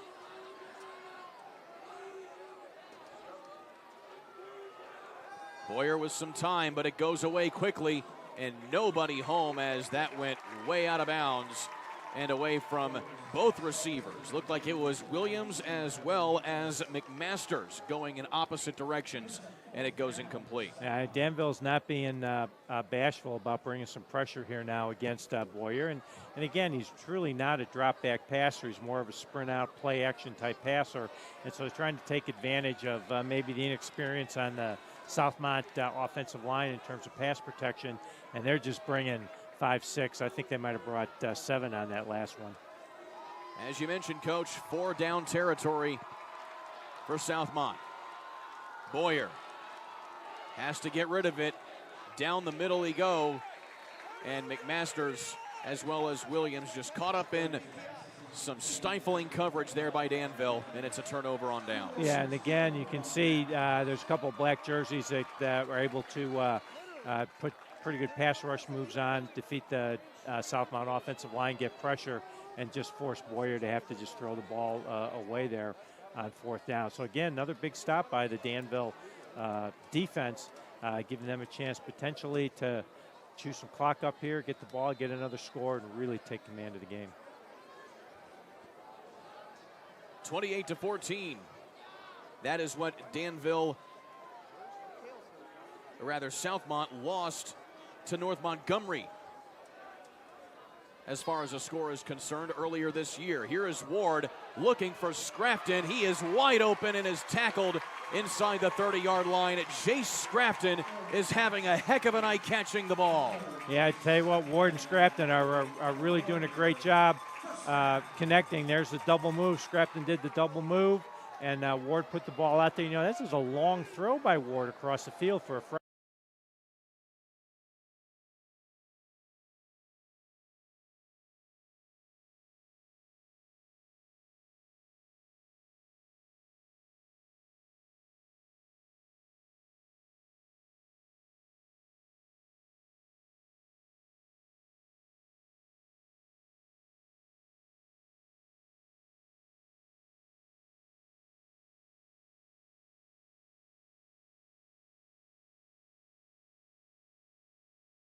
Ball right on the money. They ran a little bubble and just put the vertical route in behind it. Corner stepped up on the bubble, and Ward was able to get the throw on the sideline before the safety could get there. Again, 2 impressive throws back-to-back by the true freshman. 20 yards on that play. He has now thrown the ball twice on the last 2 drives for 58 yards. Just amazing. Having a great night playing quarterback. And now with Mosley in the backfield. That's who they give it to. He goes up the middle, and he keeps on pushing, and he's going to be just shy, but a solid gain of about 4 yards. Yeah, again, just get behind that big offensive line of Danville's and just get that big push. And Mosley just keeps his feet running right in there. You can see just almost a wedge type of play, straight dive play. And again, Mosley, shoulder pads down, almost gets in. Carter Ward had 225 yards passing coming into the night. He has since doubled that up here tonight. Ward under center. Here's Robinson. Punches it in. Another touchdown for Danville. Again, get behind that big offensive line. Just get the push. Walks in the end zone pretty much untouched. And then Danville's really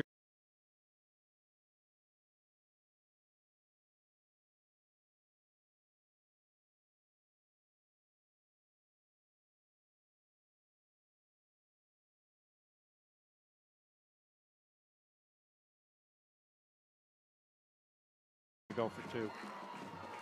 That's a back-breaking touchdown given up right there by Southmont, who led at the half. And now going for the 2-point conversion. Wooten gets it in for the 2nd time tonight. That makes it 21 unanswered points by Danville here in the 2nd half. Everything is going Danville's way because that pitch looked like it was a little bit behind him, but he was able to corral it and get the 2 points.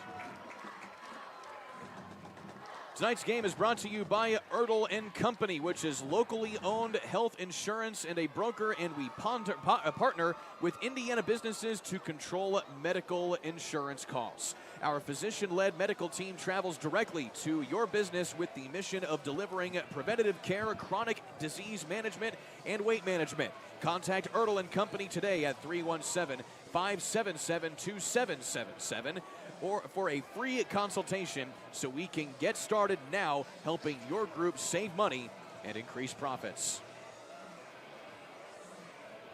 Danville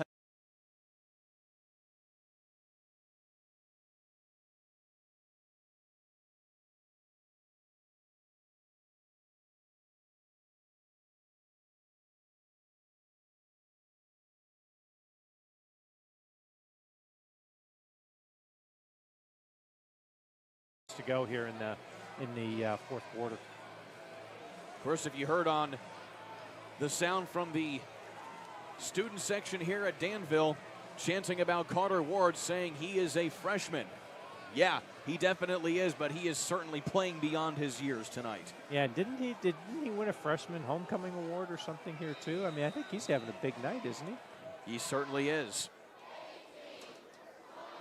It's impressive, though, to see a freshman quarterback when you think he got his first start last week against Tri-West, and now he's up against and didn't play that badly, even though they lost, and now against a 4-1 Southmont team, and he's having a career night for a short career.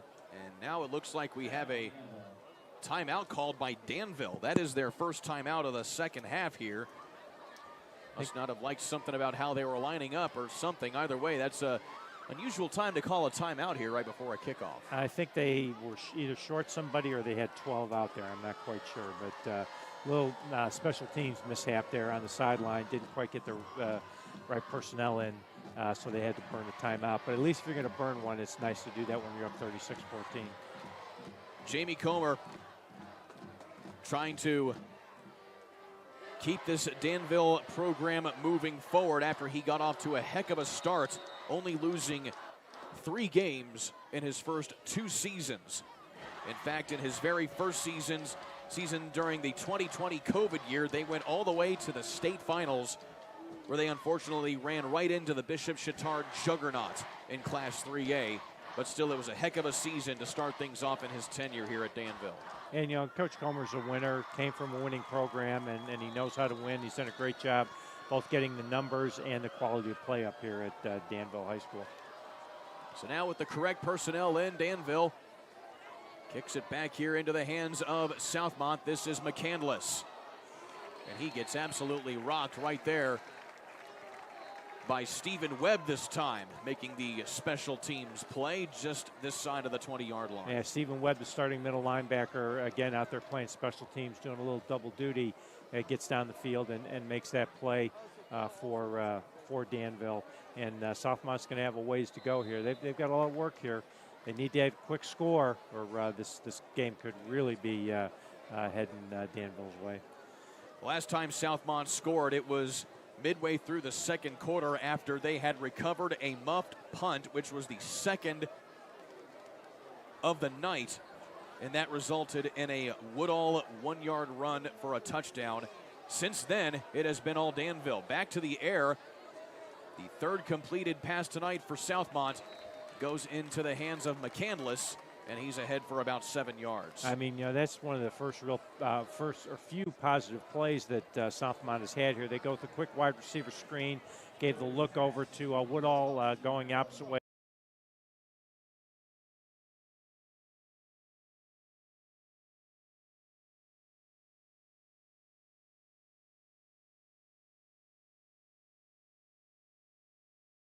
Was a key tackle made right here.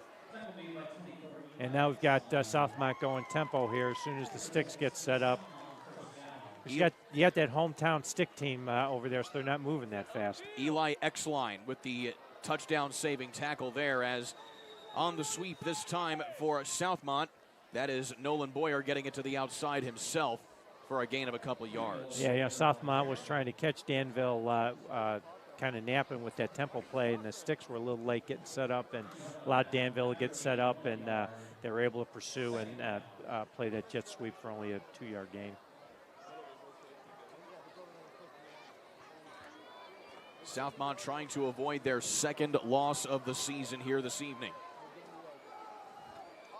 And a flag on the play. There was movement on the line before the ball was snapped. And I believe this may be going against Danville. Yeah, it looked like one of the Danville defensive linemen tried to time the snap there and just didn't quite get it. Maybe Greg Cade there was the one who got some initial movement there. He comes out of the ball game, and that will give Southmont a free 5 yards here on second down. Yeah, it's usually a pretty good indication when he comes trotting off the field that was the person who was guilty of the foul. So that puts Southmont into plus territory here. Ball at the 49.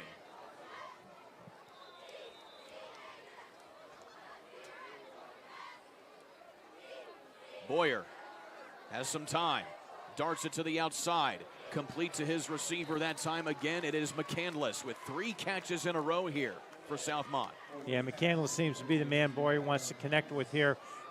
Pretty good pass protection this time, even though Danville's running a little bit of a blitz, and they find an opening in the zone, get a first down, and go tempo again. 14 yards on the carry, on the catch rather. Boyer nearly gets that ball swatted out of his hands there. He is sacked. Just a little trying to go with a little sprint out pass to the left, and again, we've got all sorts of black jerseys coming in for Danville. That time it was Krager who was able to get that sack and put Southmont in second and very long. That's his second sack of the season right there.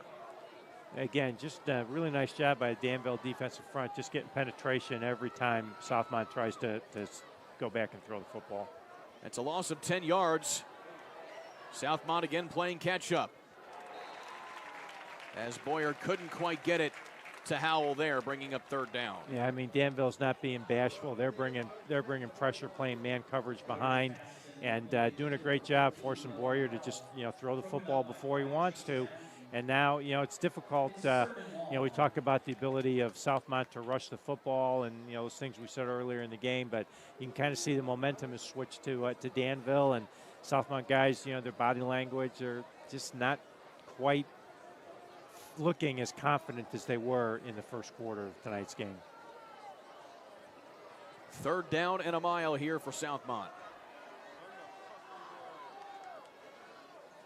Boyer again evading the pressure. Gets to the outside, and he's just going to take it himself. And he has a big 15-yard pickup there to get back inside the 30. And that coach may make it 4-down territory here for Southmont. Oh, absolutely. It's going to be 4-down territory. And again, Danville does a nice job. They're only rushing 4, but they get pressure. But Boyer's such a good athlete, and he's able to elude a couple of arm tackles, set somebody up, make them miss. And now at least Southmont's got an opportunity here to get a first down and maybe get a score to get themselves, who knows if they can score here an onside kick, something to get themselves back into the game. That is Southmont's longest run of the game since an 18-yard scamper earlier on in the second quarter. Here's Woodall. On fourth down, he gets close, but maybe is just shy by about a yard. And the Danville defense again delivers a turnover on down. Yeah, tried to run a little trap play to Woodall right there. I mean, he's their money man. And again, you see a lot of black jerseys around there making plays. Danville's just done a great job here the second half, getting off of blocks. And they're doing a much better job tackling than what they were doing early in the game, especially the first quarter. So now it's first down and 10 here for Danville, as this is the drive where they can put the Mounties away here for good here this evening.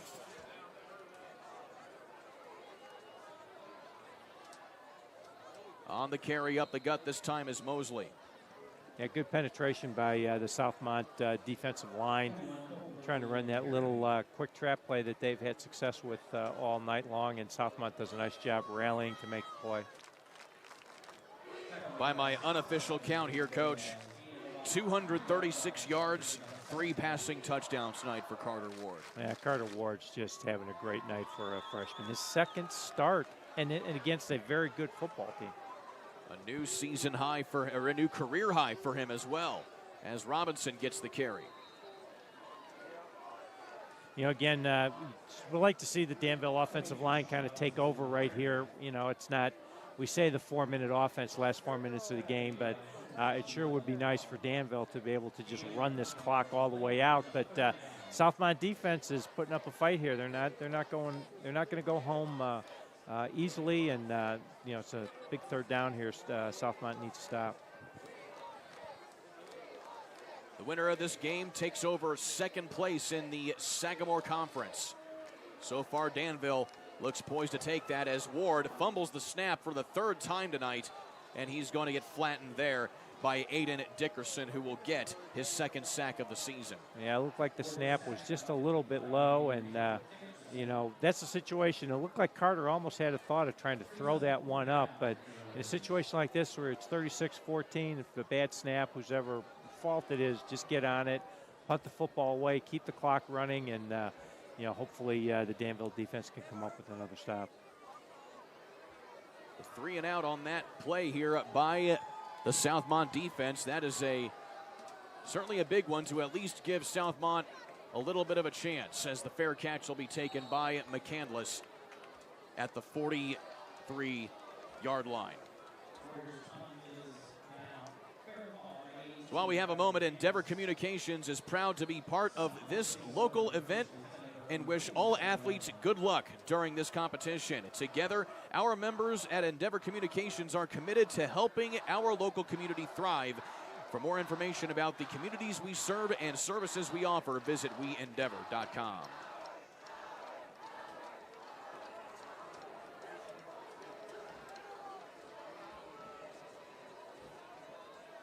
So if you're Southmont, this is ideally your last chance to get something going here. Yeah, this is do or die. I mean, they've got to score quickly. And here is Woodall certainly taking that to heart right there, Coach. He picks up 9. Sure, but if I'm Danville right now, I'm going to play my coverage loose.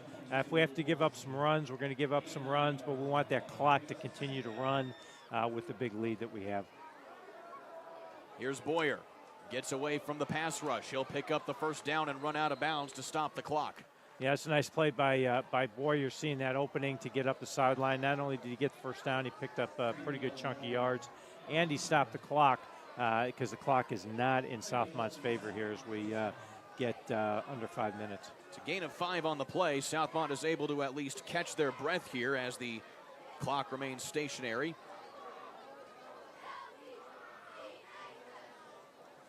And it's a big first down picked up there by Boyer.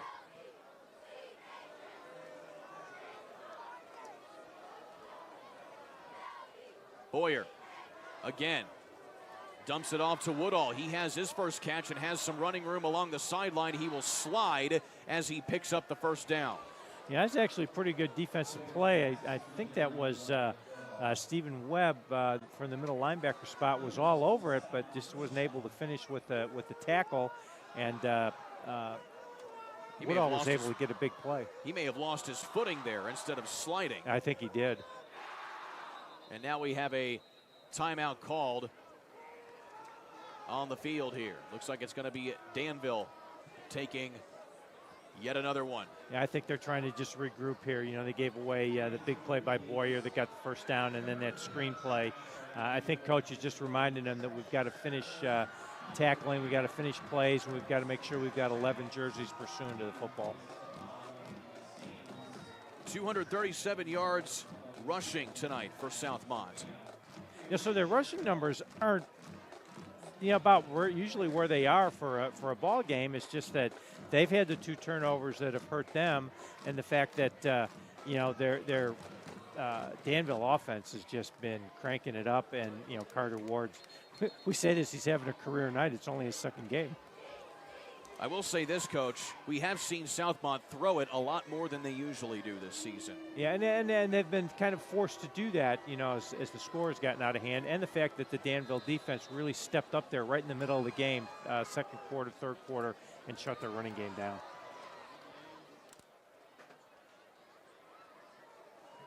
So out of the timeout, pitch outside. This is Howell, who is able to make something out of nothing. He gets back to the original line of scrimmage and maybe falls forward for a yard on the play. Yeah, great pursuit by the Danville defense. You can see there was 5 black jerseys around the ball carrier right there. Again, held him to a short gain, kept him inbounds, clock still running. And Boyer will just go right up the gut with it this time. And he's tackled by Trey Ross. Yeah, kind of faked a little toss play out there to get the Danville defense to run, and then he just put his foot in the ground and went straight ahead. But again, he didn't get the first down. The clock's still running. It's all in Danville's favor. Inside of 4 minutes here in this ball game.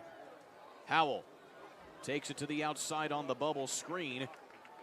And he is wrestled to the ground by a handful of Danville players. Yeah, it's, again, a little quick bubble screen out to the outside, but Danville does a nice job in defending that, not giving up the block on the outside. And again, Danville's able to rally with 3 defenders there to make a tackle. Gain of a few yards, and it's a first down. Boyer looking outside, and it's going to be a flag and what I can presume to be pass interference here coming up on Danville. Yeah, I think that is. That was actually a great break by the Chance Denton right there, breaking on that out route, but unfortunately made some contact there a little early. Going to get a pass interference call and give him a first down. Trying to get it to Cale Chad right there. Again, it's a spot foul, which will give them a first down.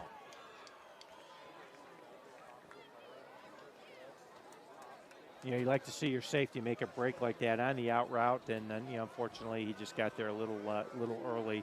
That's one of those penalties, that you look and say, you made a great break, you read it. It's one of those things that happens. That's not one you're going to get on him in a video review tomorrow morning. So it's going to be first down and goal to go from right inside the 10-yard line for Southmont. Again, they have not scored since late in the second quarter. Held scoreless in the third. And now we have, again, Woodall and Boyer. Boyer looking towards the end zone and just out of the reach of Kyler McCandless. I just tried to run a slant route there to McCandless, and that was good coverage by Danville. Throw was a little bit high. You'd like to see that throw down just a little bit, give McCandless a chance to catch it. But I guess with the penalty, since it was a spot foul, it wasn't enough to move the sticks for the first down. So it's 2nd and 1 here, it looks like. Danville has scored 24 unanswered points in this ball game since the start of the second half. Southmont trying to break that streak here as Woodall punches through, gets into the end zone, and it's a big touchdown there for the Mounties. Again, just a little quick give to Woodall. That's been their bread and butter play, for most of the season. Danville's done a nice job in terms of stopping that. Since about the beginning of the second quarter, they've really shut Woodall down, but he's able to get the score there. And I would anticipate we're going to see, after the extra point here, we're going to see an onside kick attempt because Southmont's got to get the ball back. Here's Petrosky on for the PAT. And again, he puts it through the uprights and good. So it's certainly an interesting thing now here, Coach. As you expect, we could probably see an onside kick here from Southmont. Yeah, you would expect to see that right now. So Danville's got to get their hands team, all the good hands people out there to be able to take that onside kick and make a play with that coming up here so they don't give the ball back to Southmont. Again, Danville, that's the first touchdown they've given up since late in the second quarter. And there's a lot riding on this game here for both of these teams here as we take a look again at Woodall just barreling over the defender to get into the end zone. Yeah, Woodall's able to show his power right there and, just lowers his shoulder pads in there. And then again, you hate to see the Danville defenders kind of stand straight up and down and just take it in his chest. You got to try and get down. And I know it's not a pleasant thing to go and tackle a strong running back like Woodall in the legs, but if you don't try and go down and get underneath him, he's just going to drive you into the end zone as he did right there. And believe it or not, Coach, we haven't been able to really talk about Wyatt Woodall an awful lot tonight. Even though he has been a factor in this game, you expect him to have a little bit more of an impact, but he's been held mostly in check tonight. But he's getting a lot of attention from the many area small schools, namely Marion, who has really been recruiting him hard to play for them next year. Yeah, and he's a very, very good football player, and there's no doubt he's got the skills to play college football at the next level. Whether it's as a running back or a linebacker, I would assume that there's going to be a really good look at him.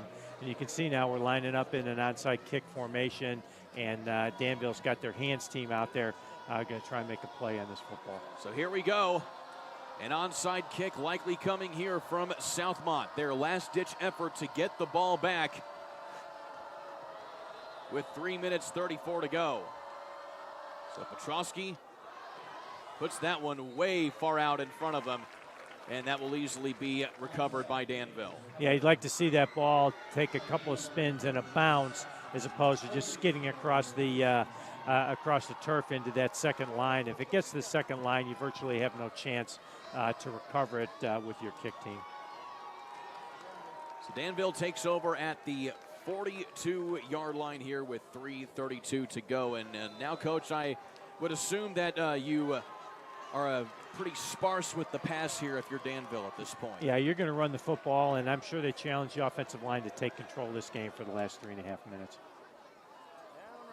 And that's exactly what they do here with Mosley. He powers forward for a gain of a couple yards on the play. That's that little G play, pulling the play side guard to kick out and let Mosley kind of come up underneath him. But again, Southmont's doing a great job defensively. They're still fighting here. They're not going to go away without a fight. They're not going to just let Danville march down the field and run the clock out. They're still playing hard. And Southmont calls their second timeout here of the half. Yeah, they really have no choice. I mean, that clock is not in their favor. They've got to call some timeouts here and hopefully give themselves a chance to get the ball back. Back in a moment here on the ISC Sports Network. Looking to keep your home comfortable year-round? Look no further than Masters Heating and Cooling. Right now, you can save up to $2,599 on new system installations with 0 down and up to 72 months financing. That's unbeatable value and unbeatable comfort. And if you're just looking to maintain your current home comfort system, we've got you covered with a $69 tune-up from Masters. Don't miss out. Both offers expire April 30th. Contact Masters Heating and Cooling today and experience the ultimate in home comfort. It's been an absolutely beautiful night here in Danville. Homecoming night for the Warriors here on the ISC Sports Network. Dale Carlson, Kirk Darling with you as Danville looks to put the icing on the cake here in this one. And they push forward on the ground once again with Mosley.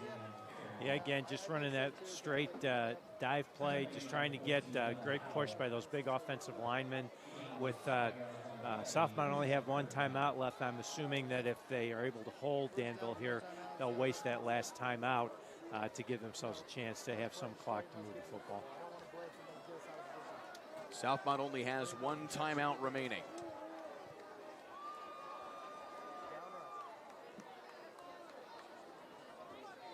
Again, the handoff on the ground, and it's a first down here for Sean Robinson. Yeah, it's a big first down for Danville. Keep possession of the ball with Southmont only having one more timeout. You think that this game is going to quickly be history tonight. So looking ahead here for both of these teams, Danville going to be heading on the road next week as they'll take on the Frankfurt Hot Dogs in another Sagamore Conference matchup up that way. Kickoff for that game at 7 o'clock.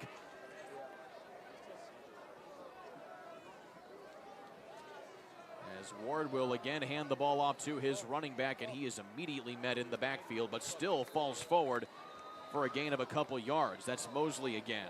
Yeah, just ran the quick trap play, and Southmont was able to get pretty good penetration on that. Mosley was still able, though, to run through the tackles and pick up some positive yards. But Southmont has used their last timeout. I don't think they can just take a knee right here. I believe they're going to have to get another first down in order to do that. So the final timeout taken here by Southmont, who will be returning home next week. Well, they will be taking on Western Boone. That will be a tough opponent to take on here, especially after the game they've had here this evening. And, you know, we've mentioned it, Coach, here. Southmont is one of those teams that does really well early on in their season. In fact, over the last 3 seasons, when you account for just the 5 games over the last 3 seasons, including this year, they are 14-1. But when it comes to their final 4 games of the season over the last 2 years, they've only won 1 game in that regard. Yeah, and that's kind of a rough thing. That's one of those things from a coaching staff, you got to figure a way to turn that one around. Pitch in stride this time to Wooten. And he tries to fall inbounds, and that is exactly what he does right there to get a gain of about 5 yards on the play. Yeah, very good play by Wooten not to go out of bounds right there. You know, as a running back, you're still thinking, well, I want to get yards, but that's a great self-awareness of the situation. Stay in bounds, they're out of timeouts, keep the clock running, and really Danville's got 2 opportunities here, you know, to get a first down. Danville now 3rd down and short. Again, they can get a couple more first downs here and put this game away. And Sean Robinson met in the backfield immediately for a tackle for loss to bring up 4th down. And talking about that stat about Southmont really not having the best of luck in the latter half of their seasons, keep in mind who they have on their schedule for the last part of their season. Danville, Western Boone, Lebanon, Tri-West. 4 of the top 4 teams in the conference for your last 4 games. Yeah, and that's rough, but you know, if you're going to win a championship, if you're going to be that type of team, you've got to find a way to win those games. And you know, unfortunately, they haven't been able to do it, but maybe they'll be able to regroup after this and find a way to win next week. Meanwhile, Danville going to improve to 4-2 on the year as they put a stamp on this one. Touchdown pass number 4 this evening for Danville on the reception. Cole Miller, the junior wide receiver, coming in here late to get his first touchdown of the season. I'll tell you what, you know, again, fake that little inside dive play and just throw that little quick, call that a pop pass to the tight end. He just runs up the seam, everybody steps up, tight end's wide open, and he's able to scamper in for a touchdown. Again, what a stamp for our freshman quarterback, Carter Ward, to put on his 2nd start, his first win as a high school quarterback. He's able to throw his 4th touchdown pass of the evening. That puts him well over 250 yards passing this evening. And they will decide to take a knee right there on the attempted 2-point conversion to keep it 42-21. Yeah, it's kind of a classy thing by the Danville coaching staff. And, you know, that's always one of those things. You know, they threw a pass there. They're already up by 15 points. They threw a pass. They got to score late. But, you know, you're competing. You're trying to get a first down. You don't want to give the football back to them. And so they were able to, you know, fake the dive, hit the pop pass. And, unfortunately for Southmont, it went in for a touchdown. But I think they did the classy thing by taking a knee and not going for the 2 there. And, you know, now it's just a matter of, you know, the clock running out and Danville getting a big win tonight. There is Carter Ward getting a much-deserved squirt of water. Again, well north of 250 yards passing. 4 touchdown passes tonight from that young man. Needless to say, his future is very bright for this Danville squad. No, absolutely, and I think it's going to be bright because of the other things that Danville has going in their program, the great weight training program, the fact that they're able to continue to have quality linemen in front of him, good running backs, you know, and he's shown some ability to run with the football too, so I think as he gets a little bigger and stronger, you know, he could end up being a dual threat type player as well. And he has a lot of talent that he can certainly try and work with next year. One in particular, Jace Scrafton, only a junior wide receiver. He has done the bulk of the pass catching tonight in support of Carter Ward. Scrafton's had a great night, and what a great target to have a 6'6" wide receiver out there. Big kickoff right there from Danville as McCandless has to back up to go get it. And he gets that one back to the 20-yard line. Again, great kick coverage by the Danville team, and they've been pretty impressive on special teams. Almost blocked a couple of, even without the muffs, almost blocked a couple of punts. Were close on a couple of extra point attempts to get in a block. They've really, Coach Comer's done a really good job coaching all 3 phases of the game: offense, defense, and special teams. conference implications tonight here with this one. Again, depending on how Tri-West fared this evening, just up the road. Danville will improve to at least second place outright here in the Sagamore Conference. In fact, just in now, Tri-West beats Lebanon 28-21. So that will move Tri-West to 4-0 in conference play, while Danville will improve to 3-1, but keeping just as much pace with them. The problem for Danville, though, they've already played Tri-West, so they have to hope the Bruins slip up to have a chance at winning a conference championship this year. You're looking at the who's left for Tri-West. I mean, they've already beat Lebanon, they've beat Danville. They obviously have Southmont to come up, but it's going to be a tall order for Southmont to get a win against Tri-West. Danville has Frankfort, Webo, and North Montgomery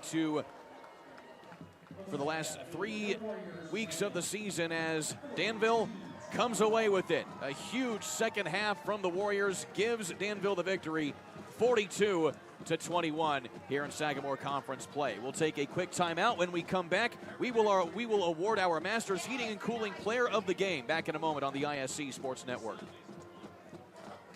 Irritated by your internet provider? Have no fear. Endeavor is here with eForce high-speed internet. Download speed? No problem. Download an HD movie in seconds with our remarkable gigabit speed. Endeavor not only provides the latest fiber optic technology, we're also here to help you use it. We also provide television, wireless, security, and telephone services with outstanding local support. Give us a call or visit weendeavor.com to see if you're in our service area. Endeavor Communications. Technology for real people. It's game time at York Chrysler Dodge Jeep Ram in Plainfield. Save thousands during Jeep Adventure Days and Ram Power Days. Get a new Jeep Compass, lease it, just $299 a month. A new Jeep Grand Cherokee, lease it, just $359 a month. Or score a new Ram 1500, lease it, just $349 a month. Start your deal at YorkCDJRofPlainfield.com. We're not number one. You are. You're number one at York. We've gone final here in Danville. A victory for the Warriors tonight on homecoming. Welcome into the postgame show brought to you by Ertl and Company Benefits Solutions. Find out more at ertlandcompany.com. And also by Masters Heating and Cooling. Masters gets there faster. Log on to mastersheatcool.com for more information. Alongside Dale Carlson, I'm Kurt Darling. Coach, you see how proud Coach Comer is addressing his team right there. A heck of a comeback, considering the position they were in going into halftime. Yeah, you know, when you figure that they gave up those 2 touchdowns, or one of the touchdowns with the muff punt, they obviously had a hold on one of them, but they also had a turnover that turned into a touchdown. You know, that was a rough start for them in the second half, or in the first half, and it looked like Southmont's game. You know, running Woodall, running Boyer was going to be the way that Southmont was going to control and win this game, but second half was a totally different story. Just a quick recap of some stats here. 85 yards passing for Southmont tonight, 247 yards on the ground. Danville also had about 110 yards on the ground as well as over 250 passing yards from Carter Ward. And still, needless to say here, Coach, big win now as they move forward to take on Frankfort in a week's time. But as they celebrate, they're going to be rallying around Carter Ward, who is our Masters Heating and Cooling Player of the Game. Masters Heating and Cooling congratulates Carter Ward tonight, Masters Player of the Game. Masters makes your only call, all of your heating and cooling needs efficient, because Masters gets there faster. Call 866-824-HEAT or log on to mastersheatcool.com when you need them. Coach, just a couple of the big plays that Carter Ward has made this evening. Carter Ward was just tremendous, and I said this during the broadcast, you know, for a freshman quarterback in his second start, you know, the interception he threw was really a bad decision from a quarterback perspective, but he just came back and played football. And even right there in that 2-point conversion, nothing was open, made a great decision, was able to circle the defense back for the 2-point. Excellent play tonight by Carter Ward. He's going to be a really special player as he grows into this role as quarterback for the Danville Warriors. By my official count here tonight, he finishes the evening with 268 passing yards and a career-high 4 touchdown passes. Congratulations to Carter Ward, who will be leading this team for the remainder of the season going in to the latter half. Coach, it's been a pleasure working with you tonight, my friend. Always, Kurt. It's always great to call games with you, and we had a good one tonight, even though it got away here at the end for Danville, but always a pleasure to work with a pro like you. Special thanks to Greg Mash and John Chapman, our on-site engineers and cameraman, as well as Amy Harvey, providing assistance tonight for our ISC Sports Network crew. Final score once again here from Danville, 42-21. The Warriors win out homecoming. I'm Kurt Darling saying so long till next time here on the ISC Sports Network.